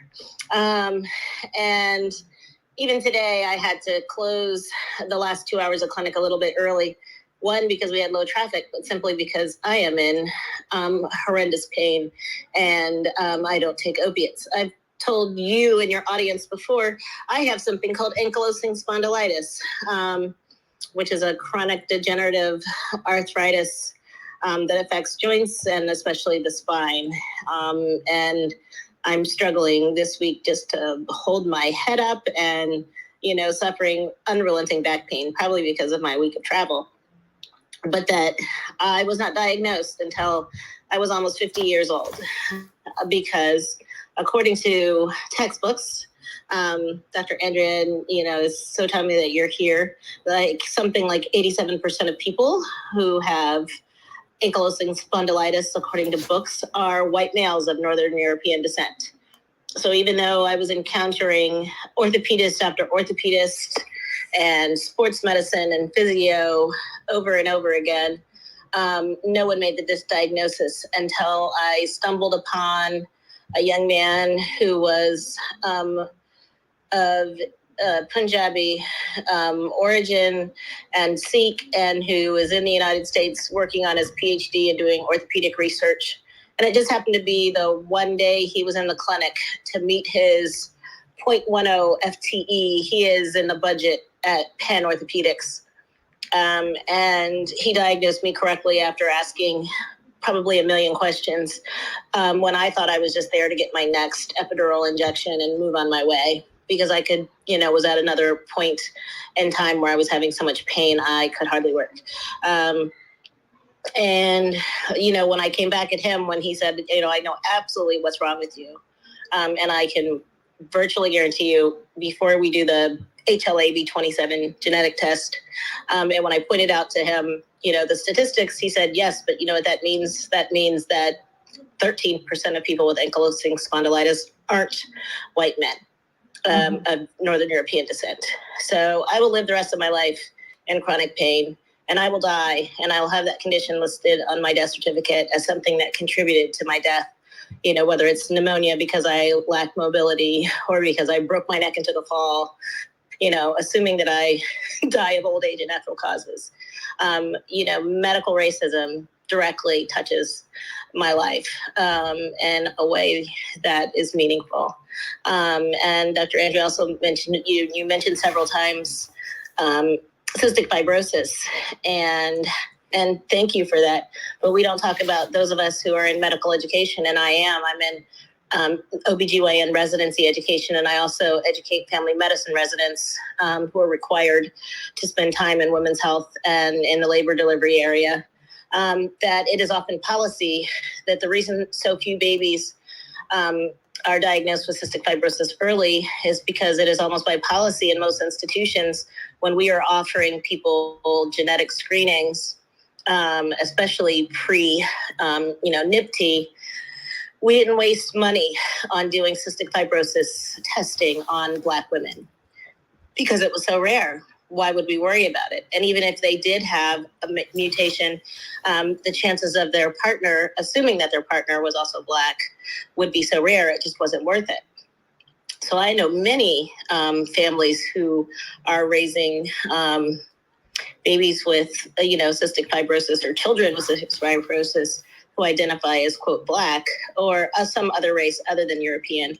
And they could have been counseled appropriately and given choices simply if the person who was pregnant at the time or when doing prenatal genetic testing had been offered a test that is the standard of care if you happen to be white. So how many children are going to have their lives shortened by delayed diagnosis, because someone decided that because of the way we look, especially in a country like America, where there's so much genetic admixture among African Americans, courtesy of slaveholders and who raped enslaved Black women. And then the last thing I'll say is, we're still looking at, and another Ijeoma, who I just heard of this week, Dr. Ijeoma Akwandu, just released a paper recently where they looked at data, at birth data. And as we're looking at the new data that says, from 2010 to 2020, the cesarean rate in the United States only went 1% lower, from 32.8% to 31.8%. She took a look at, they looked at birth outcomes, and specifically cesarean rates, at Kaiser Permanente, San Francisco, or Northern California, which is predominantly San Francisco. And again, if you are Black or Asian, you had a 1 in 3 chance walking in the door in labor with a baby that's head down, and a normal strip that shouldn't put anybody into concern about fetal distress, of ending up with a C-section. And I can't help but think, what do the obstetricians at work there look like? What do the obstetric residents that train there look like? What do the midwives? Because Kaiser heavily relies on midwives to provide care in labor and delivery and in prenatal clinics look like. But we know that the midwifery workforce in the United States is 90% white. We know that the obstetric workforce in the United States is currently 79.1% white women, and that the prevalence of African American OBGYNs is declining, and unfortunately Indigenous Americans and Latinx Americans are small numbers. So the only non-white population in obstetrics that's, quote, overrepresented is, quote, Asians, which is dumb because it's such a large genetic, diverse group. So as we're thinking about how we're going to move forward with this, we have to start naming it, as you said, but also looking at the policies that we're putting in place, everything from what labor curve do we follow, to who's looking at who matches at medical institutions, to if we're ever going to actually reduce the harm that's being done to people, so that we can, not just, begin to not just stop doing racist things, but really and unlearn the harm that we're doing every single day. So thank you for this space. It gave me a lot to think about. Absolutely. Thank you, sis. And I know Dr. Andrea wants to jump in, but before you do, just really want to lift up a couple of things. First of all, thank you. Oh, well, before I say, we're holding space and sending healing light. And let's see here, Dr. Andrea, just mute you for a second there. So sending healing light and love to you. I'm so sorry that you're in pain, and I hope that you get the relief that you need in every possible way. So thank you for sharing, and thank you for taking care of yourself. I know for those, especially Black women, we always doing the most. We're always just doing the most, and I can imagine what it took for you to close clinic early. So thank you for making the choice to take care of yourself. Thank you again for reminding in the comment section. You reminded us about our 3 godmothers of OBGYN, obstetrics gynecology field, which is Anaka, as mentioned before, but also Lucy and Betsy, the women that were named Lucy and Betsy. We don't know 3 of Anaka. We don't know their real name, the name that, their own, mothers and grandfathers and grandmothers named them, but that was the name that was given to them by the people that thought that they owned them. But we know we were never owned. People just thought they owned us. Okay. So shout out to those ancestors. And also, there's a couple of other things that you said that really touched me. Again, the harm to you, right? I want to again remind us when we're talking about this harm, what delayed diagnoses. I work in Detroit. I take care of over 90% Black people. And when I say Black people, again, remember, we are incredibly diverse. Okay. You have Black people, we be talking to, you won't realize that, okay, mother is from Jamaica. The other parent is from Mississippi, and then that one's from Mississippi's mother is from Grenada, and father is from Scotland. You know what I'm saying? And then part of it, all of it, again, what is the function, right? Is to ignore or erase this whole history, when you say African Americans, of systemic and systematic raping of enslaved African women from the ships to the shores of the Americas. Is to erase, to pretend that, Black folks aren't working around with all kinds of admixture. The sexual texture to oppression, ignore it. So when we talk about these funky genetics, Dr. Pascale here told us, talked about recently her own our ancestry, which, when Dr. Andrea responds, Dr. Pascale, I want to turn the mic over to you. Dr. Pascale looks like me. Actually, she's like maybe a tinge even darker. But she has more Europeans in her lineage than I do. So it's crazy. When I say socially defined race is nuts. It is absolutely nuts. And then to attach genetics and biology to it, dude, just tell us the agenda already. Like, tell us what's really going on already, because none of this makes any kind of sense to anybody, even with an inch of intelligence. There is a reason, a function that this is serving.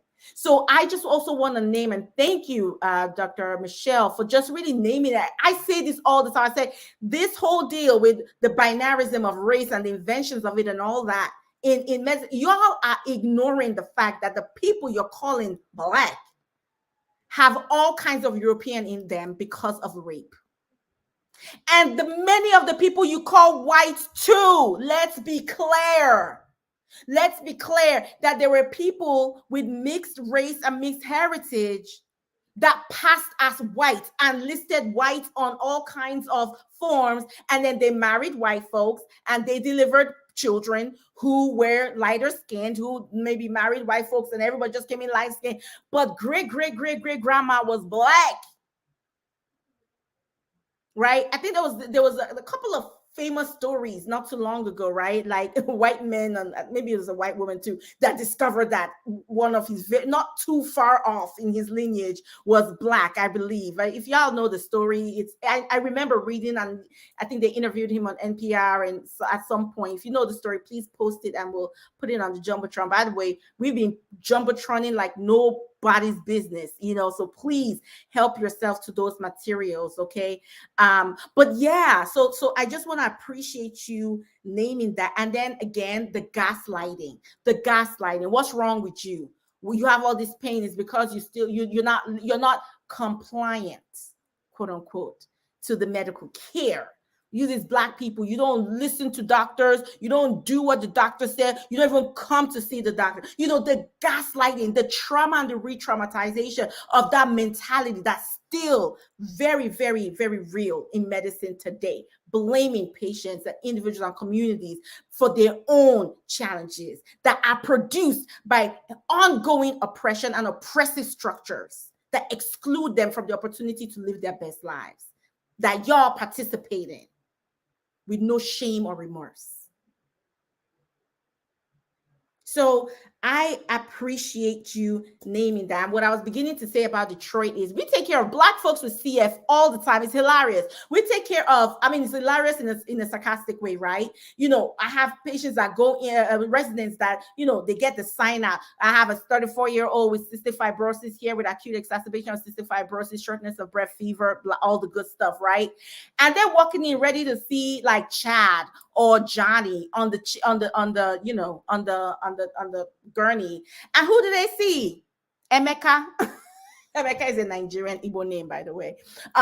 Or Raheem, or what I'm saying? Like one of our cousins on the bed. And they cognitive dissonance, they struggle for like days. trying to reconcile that who they're taking care of actually has cystic fibrosis in a body that looks like mine and yours. Right? We've taken care of people in white bodies with sickle cell. Why? Because their ass is from Greece or from the Middle East or from India, because people just conveniently forget. We're talking about genetic disease, not the body. Phenotype is not genotype. So there are white people walking around with sickle cell. One of my mentors told me the other day of a German adult man that had delayed diagnosis of sickle cell into his adulthood because nobody even thought to even consider that he could have sickle cell disease because he looked white. The ridiculousness of it.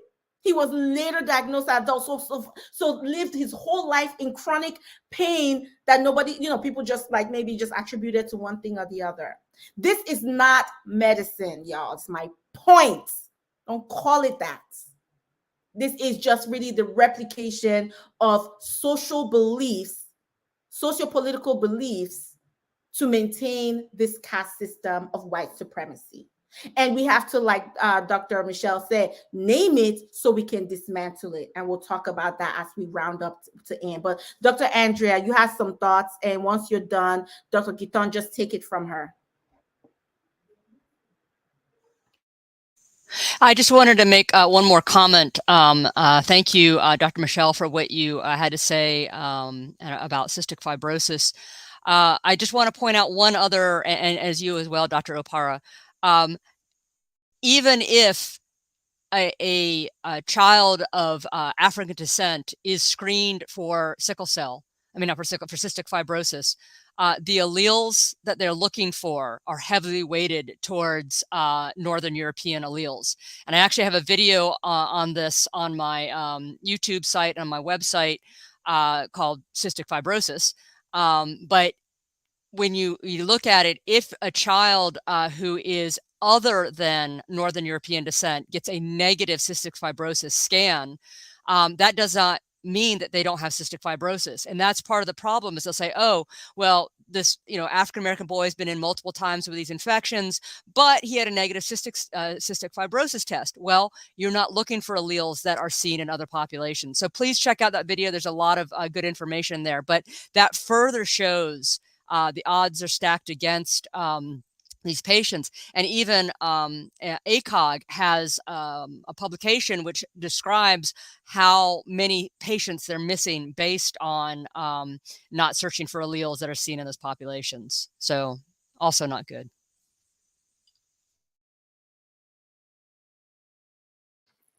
Yeah, so thank you so much. And I love that you're talking about alleles and stuff, because the reality is this. Nobody is saying that we are identical at the genetic level. We're not identical. There's variation. So example, you have cats, right? You have cats that are yellow, cats that are black, cats that are white, right? Sorry, I need to mute this. And nobody will go and say, oh, I'm going to treat heartworm disease in a white cat differently from how I would teach heartworm disease in a black cat. That's what we're trying. That's what we're talking about here when they treat black patients different than white patients. Now, the reality is, because of the environment in which we live, because of genetic recombination, right? Sexual recombination and all that, there are variants in genes, but the genes still do the same thing, right? There's still a gene for melanin or gene for whatnot. But some of the behaviors that people are trying to attribute to genes, there's no basis for it. And I just wanted to express that. Intelligence is not based on one gene or two genes or whatever. There may be a biological component to it, but there's also a social component to it. And I think what we are talking about here, and of course, I'm on the scientific part, right? What we're talking about here is how those trying to learn ourselves, right? The finding about who we are, how we came here, whatever, is being co-opted by people with bad agendas, by people who really, really want to destroy people like us, people that they think are inferior. And that's what we have to combat. My best friend, she was living in London at the time. She was 35. She felt a lump in her breast, and because she's unlike me, like she does her manual test like a religious person, like religiously, right? That's the word. And she felt it. She went to the hospital, London, right? So bunch of white people. So she went to the doctor and she says, I feel a lump there. And he's like, no, you're too young, cannot be breast cancer or whatever. They did a mammogram and they couldn't really tell, right? Because apparently we have dense tissue, like I have dense breast tissue or whatever. She insisted that they do something else, right? More another test that is a bit more specific. Behold, she had stage 3 breast cancer, right?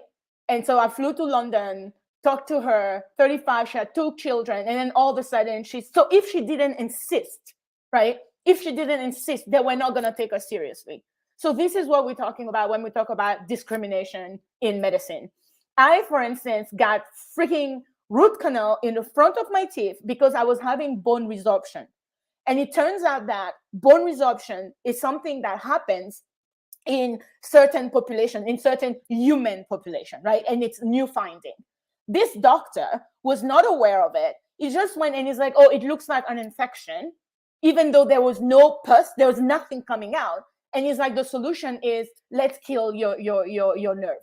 So they did it, 2 teeth, and that thing didn't go away until apparently like I have braces put on and then my bones just coming right back.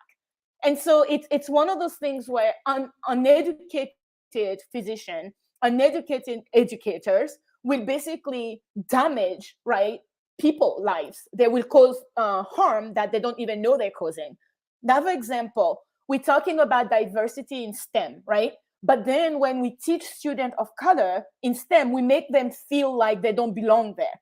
You have faculty who will tell a student, a Black student, oh, your grades are not good to go into medical school, even though the student has the potential to go to medical school. The only thing they need is the support to achieve that, right? And so you have so many, and that's gatekeeping in academia. Like a lot of Black people leave academia. Why? Because we do not have the support that we need to thrive there and to support our students. And then you are in the system for so long that you realize that scientists, in my opinion, scientists are the worst because of their attitude of, we don't do that. We are objective. It pisses me off so much. Like, no, you are not as objective as you think you are. You may design your research, your experiment objectively, but it doesn't mean that it is removed of all kind of biases. And so again, to me, it's this idea that all that we're talking about comes from having basically educating people. If you have uneducated physician, if you have physicians that are trained to believe that white people is the standard and that, there's no need to worry about the others, then whatever, right? We get what we get. If you have geneticists or you have people who study genomics, thinking that because there's a mutation in one particular gene, then somebody is stupid or somebody is predisposed to something, or you know what I mean? Like, and then you make all kind of social policies and decisions based on that one fact while ignoring everything else, then you're causing harm. And so, I'm not a physician. I mean, I applied to medical school. I got an interview at Harvard, and then I was like, no, I cannot pay for it, so whatever. And then I decided that, yeah, I guess I don't like medicine that much anyway, but I like my microbes, right? So what I'm saying is we have to all work together to really dismantle this white supremacist view of the world and this whiteness part of it. It does not mean, and I want to emphasize that, it does not mean that we want to eradicate white people. That's not what it means. And I feel like intelligent people, intellectual, would take it that way. This is intellectual dishonesty.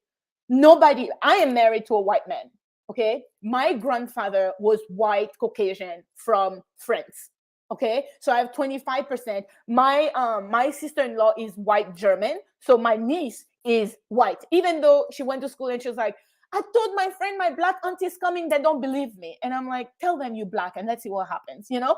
And, you know, and she's white like my husband over here. So it doesn't matter. It's so stupid, this idea of making policies based on race, because there's no foundation to it. We are all humans, just like the orange cat is a cat and the black cat is a cat. And I think we need to start behaving that way. So yeah, so the one last thing I wanted to say about this whole thing is it's not because we're saying that we are the same species that it means that we don't come in different flavors, right? Coming in different flavors does that mean that one flavor is superior from it's superior than the others. Vanilla and chocolate ice cream, they're still ice cream. You may like vanilla, I may not like vanilla, but it doesn't mean that vanilla is flawed fundamentally. And what we are doing by not teaching our students, our medical trainees, our pre-health, our undergrad about that fundamental truth, we are basically lying to them. I feel like if you are teaching genetics, you do have to teach it. You do have to teach the history of genetic eugenics. You do have to teach about the implication in the here and now and what we can do in the future to prevent that. If you are teaching microbiology, you have to teach about the history of microbiology. You have to teach about how certain diseases are favored and others are not because of pharma, because of capitalism. You have to teach that. So you can teach the scientific method by telling your student to analyze crazy data that they can see for themselves doesn't make any sense. And to me, failure to do that as a scientist educator is amount to my practice.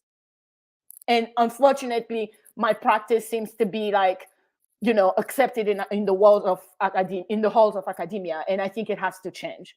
And that's it. And you said a powerful word as we are bringing our conversation to a close in the next few minutes. Thank you so much to everyone for what you have offered.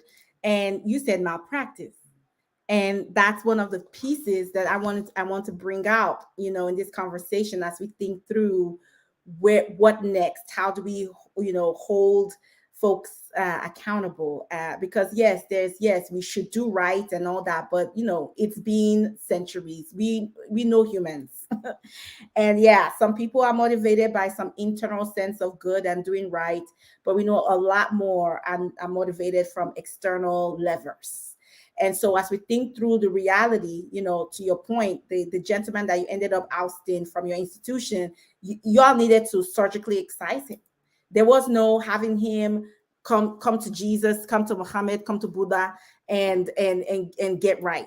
He just needed to be excised. So we have to also think about institutional systems of accountability and power to ensure that we you know, what we need to have happen happens. And so I want to ask this one question that was asked in the comment, and then we're going to give our closing comments and close this amazing space. But Sister Helena asked a question in the DM. And this is for Dr. Andrea. Well, you know, Dr. Andrea, but you know, Dr. Pascale, you can answer too, but just one at this juncture. But she asked a question about adjusting for race as a covariate in analysis due to structural racism. And so, you know, again, as an educator, as a scientist, folks are now, okay, I get it, it's wrong, we get it, race is, you know, biological race is not a thing, it's socially defined, but how can we use it, you know, in population health, in my research, in my teaching, in my practice? Like, how then, you know, does that mean, and this has been a question directly asked to me after I gave a talk similar to this, you know, so should we even be accounting for racial identities at all? You know, how do we still account for it in reporting, in clinical practice, in research? You know, can it still be a covariate? You know, what do we do with these racial categorizations? And so her specific question is as a covariate in analysis. Dr. Andrea, do you have any insight to that specific question, but also to a larger question on, well, then how do we engage with racial identities and categories in medicine and science? So I'll speak briefly, but this question comes up a lot when Dr. Graves and I present, so I'm going to be paraphrasing what he says and from what my understanding is, which is that this also, there's a paper by with Dr. Jennifer Tsai from Yale called Race Conscious Medicine, and basically, this is also getting to the point that we cannot have race-blind medicine. We know that racial disparities exist because of structural racism. And so we cannot, there's been a lot of concern among some communities that as we address structural racism and race-based medicine, that these populations will just disappear and will no longer be cared for. And so what's very important, I highly recommend that paper in the Lancet by Dr. Tsai, that's Tsai, is that and what Dr. Graves recommends is that when we use socially defined race, which should be self-reported, not the researcher looks at someone and says, oh, you're African American, that we use that to answer sociological issues, public health issues, who's getting vaccinated, where do they have access to care, what are their needs. You do not use it to say, oh, this person's Black, so they have a higher risk of this disease, right? That's not how we use it. We use it to recognize, and when we get right down to it, all medicine should be personalized medicine. I should sit down and ask you about all of your brothers, sisters, cousins, aunts, uncles, parents, grandparents. What diseases have they had? Because that's going to tell me so much more about your genetic background and what you may be at risk for, more than looking at the color of your skin. And it will also help me know if there are some cultural practices or folk medicines that you're using that may put you at risk for something.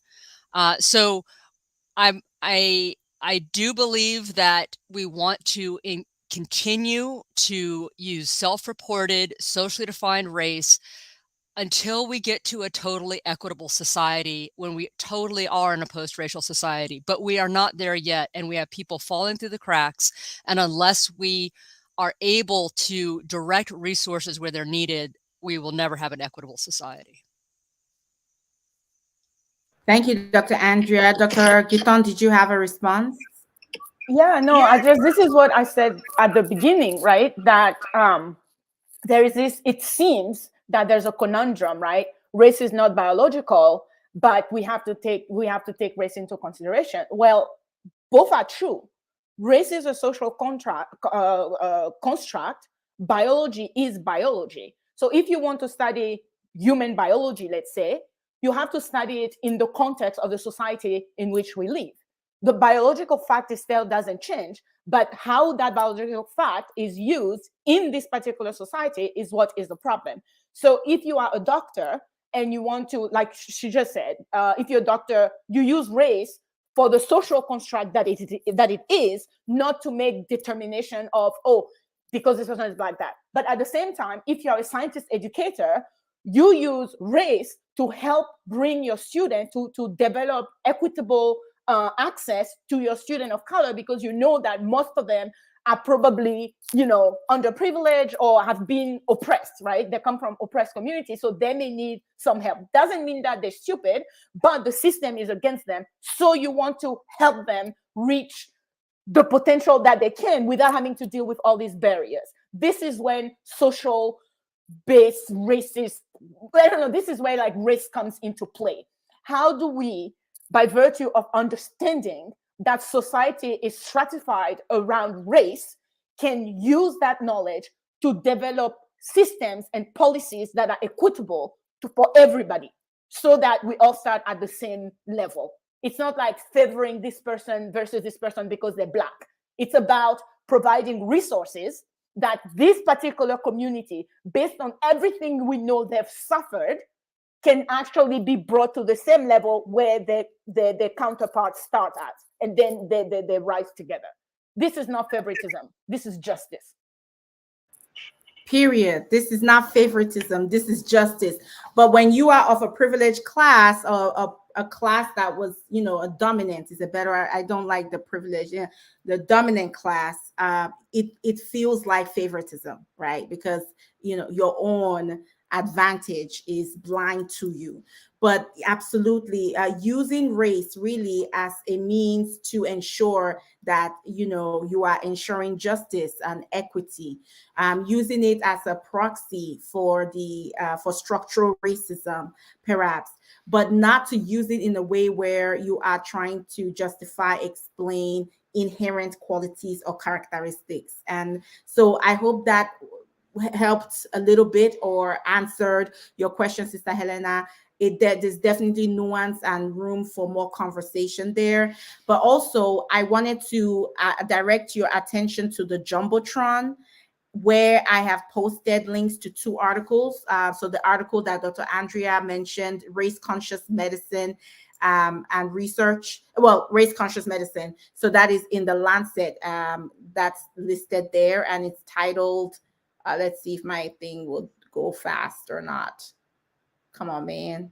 Anyway, basically moving from race-based medicine to race-conscious medicine, with Dr. Sai and her team. Then the second one was written by Dr. Rhea Boyd and her team, Dr. Lindo, Dr. Weeks, Dr. Monica McLemore, who many of you know, titled On Racism, a New Standard for Publishing on Racial Health Inequities. So explore those articles, see if that may help you come closer to your question. But this is an ongoing conversation. Another rule I just tell people is like, say, measure or mention or address the thing you want to address. Let's try to move away from proxies and all kinds of, just, you want to measure structural racism, let's measure structural racism. You want to measure, how people are breathing, well, let's measure that. But using all these proxies, right, is really challenging. And also always include social determinants in the aggregate of the metrics that you're looking at. What is education? The way that Black women from age 20 to 35 who are graduates of master's degree level programs living in the suburbs in East US are very different from Black women who are in different categories. So as much information, to Dr. Andrea's point, the personalization, gather all the information and paint the fullness of the human that you are addressing, or you are, as participating in your study or you're reporting on, is key. Don't just, Black people, they sit down instead of standing up, or whatever ridiculousness. And you might think that I'm making a joke until you read some of these papers that get published. And by the way, really holding accountable, and this is where we're ending up our conversation, editors, like everybody in the ecosystem, reviewers, researchers, as well as clinicians and people on the bedside, all y'all are part of this matrix that needs to be doing your part in dismantling this system of white supremacy. I thought that I might end on this most recent example of scientific racism that was published on NEJM. It's on your Jumbotron, the link to it. And I also tweeted it out, titled Race Correction and the X-Ray Machine, the Controversy Over Increased Radiation Doses for Black Americans in 1968, written by Drs. Itai Bavli and David S. Jones. And again, it's just to also highlight the pervasiveness, the ubiquity of what we're talking about here. Did you even know the very X-ray machines, honey, were adjusted for Black skin, right? Whereby many of us got higher doses of radiation than white bodies on the assumption that Black bones, and I'm going to quote here, let's see, I want to quote a few things. This is 1959. This is not like, let's start with 1863. Let's see here, the earlier 20th century. Okay, 1863. Theodore Waite's 1863 Introduction to Anthropology asserted that, quote, the skeleton of the Negro is heavier, the bones thicker. Okay. Then 1959, an atlas of normal radiographic anatomy described the skull bones of Black people as, quote unquote, thicker and denser than those of white people. All right. And then researchers continue to report race differences in bone density throughout the 20th century. Okay. And on and on and on. Let's see here. There was a physician in 1896 asserted that black, being perfectly opaque, black skin would offer some resistance to the cathode X-rays, and the skin of the Negro offers more. Oh, Jesus. I'm sorry. I've been trying to keep it together this whole time. All right, let me get it together. The skin of the Negro would offer, I'm sorry, the skin of the Negro offers more resistance. Let's see who, I might need to mute a brother or sister here. All right, let me do this. Okay. The skin of the Negro offers more, I'm sorry, love, I lost my place. The skin of the Negro offers more resistance to the X-rays than non-pigmented cuticle. So this resistance will make it difficult to get a good sciograph of a Negro spine. The large surface exposed abdomen and back contains so much pigment that a good deal of X-ray energy is lost. Therefore, you need to give them more radiation. What consequence do you think resulted from this? And so, as you know, there's a relationship between radiation, excess radiation, and cancers, okay, as well as other consequences. So again, the systemic gaslighting. You harm people intentionally and directly. When they come back with the consequences of that harm, you blame them.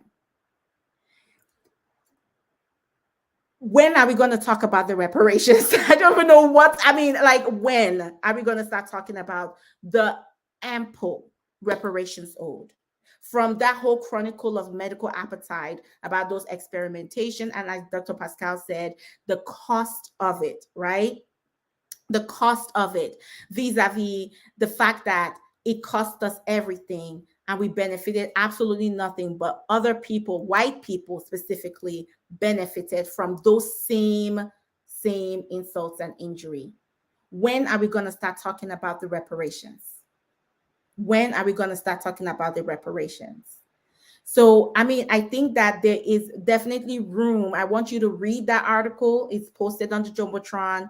And if you, the original tweet also has some links to, again, numerous other articles that show up the different ways that scientific racism shows up in, you know, pulse oximetry. In fact, this article does a good job, and I'm going to read an excerpt because it's just so well, you know, written. Beliefs about bodily differences have long shaped medical research, diagnosis, and therapeutics. Racist theories motivated unethical experiments on Black Americans. Physicians have used race-specific standards to interpret pulmonary function tests. Psychologists use race-specific norms to interpret neuropsychological tests of retired football players who had concussions. You all heard about the whole deal, and there was a civil suit, I believe, brought against the NFL.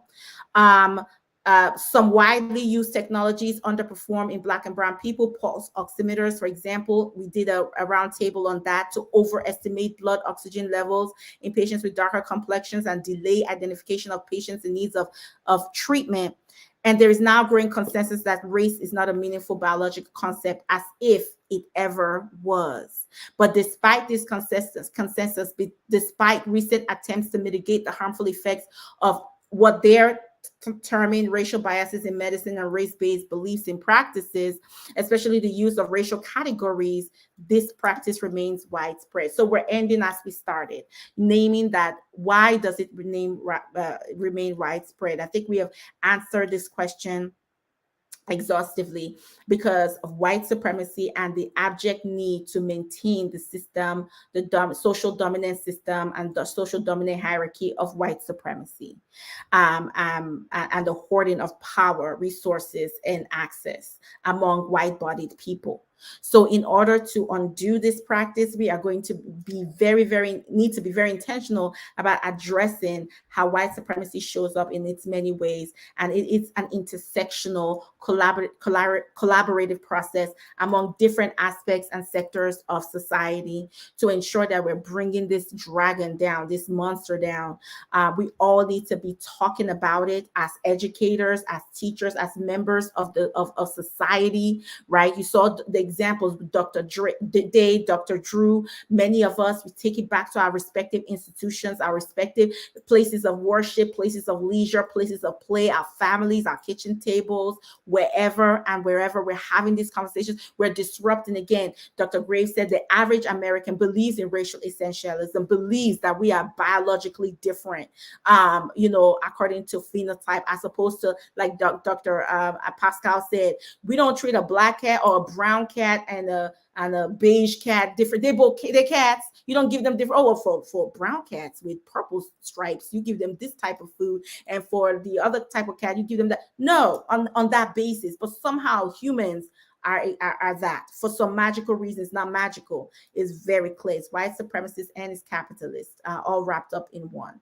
And of course, patriarchy, all those systems of oppression. So it's so important that we're naming it, and this article doesn't, but we need to start, again, holding these institutions accountable, that we name it for what it is. And shout out to the people who participated in the poll and were able to just say, yeah, the reason why it's persisted is white supremacy, period, and all of the above, but led and driven by white supremacy. We have to start naming this and understanding that the function of these practices is to maintain this system. When we name it, then we can dismantle it. Okay. And it's up to each and every single one of us to do exactly that, and write about it, and make videos about it, and do whatever you can within your capacity, because you do have the capacity. It doesn't take that much, just little by slow, but each ripple results in a large tide of change. So with that being said, we want to bring our conversation to a wrap.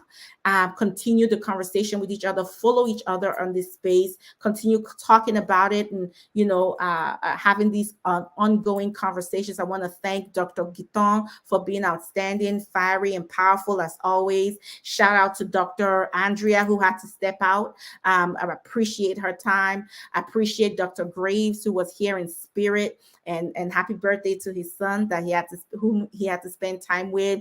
Thank you, Dr. Day, Dr. Michelle. Thank you, Dr. Mary, who couldn't speak because she was driving. I see Dr. Paula and everybody really in this space. Shout out to you. Share this video. Share the link to the Twitter space. Share the link of the YouTube.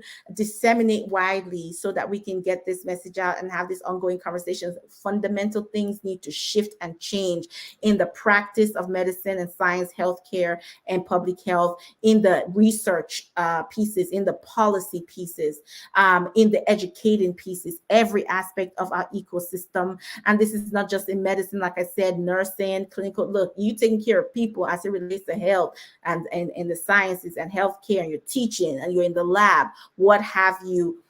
We need to be naming the ways in which white supremacy shows up inside of scientific racism and race science and race-based practice, and we need to be dismantling it. And we have numerous resources to support you in doing that. So as we always say in AMAR, thank you for being here. Love yourselves, love each other, build community, and build power. We will end with some music as we started, and that gives you a chance to also make sure you're following people and that you help yourself to the material shared on the Jumbotron, as well as the thread for the room, for the space. We will be back here, same time, same station, next Saturday. Let me see what date that is, but it's going to be next Saturday, 1 p.m. Eastern Standard Time, October the 1st. Yes, Nigeria's Independence Day, baby.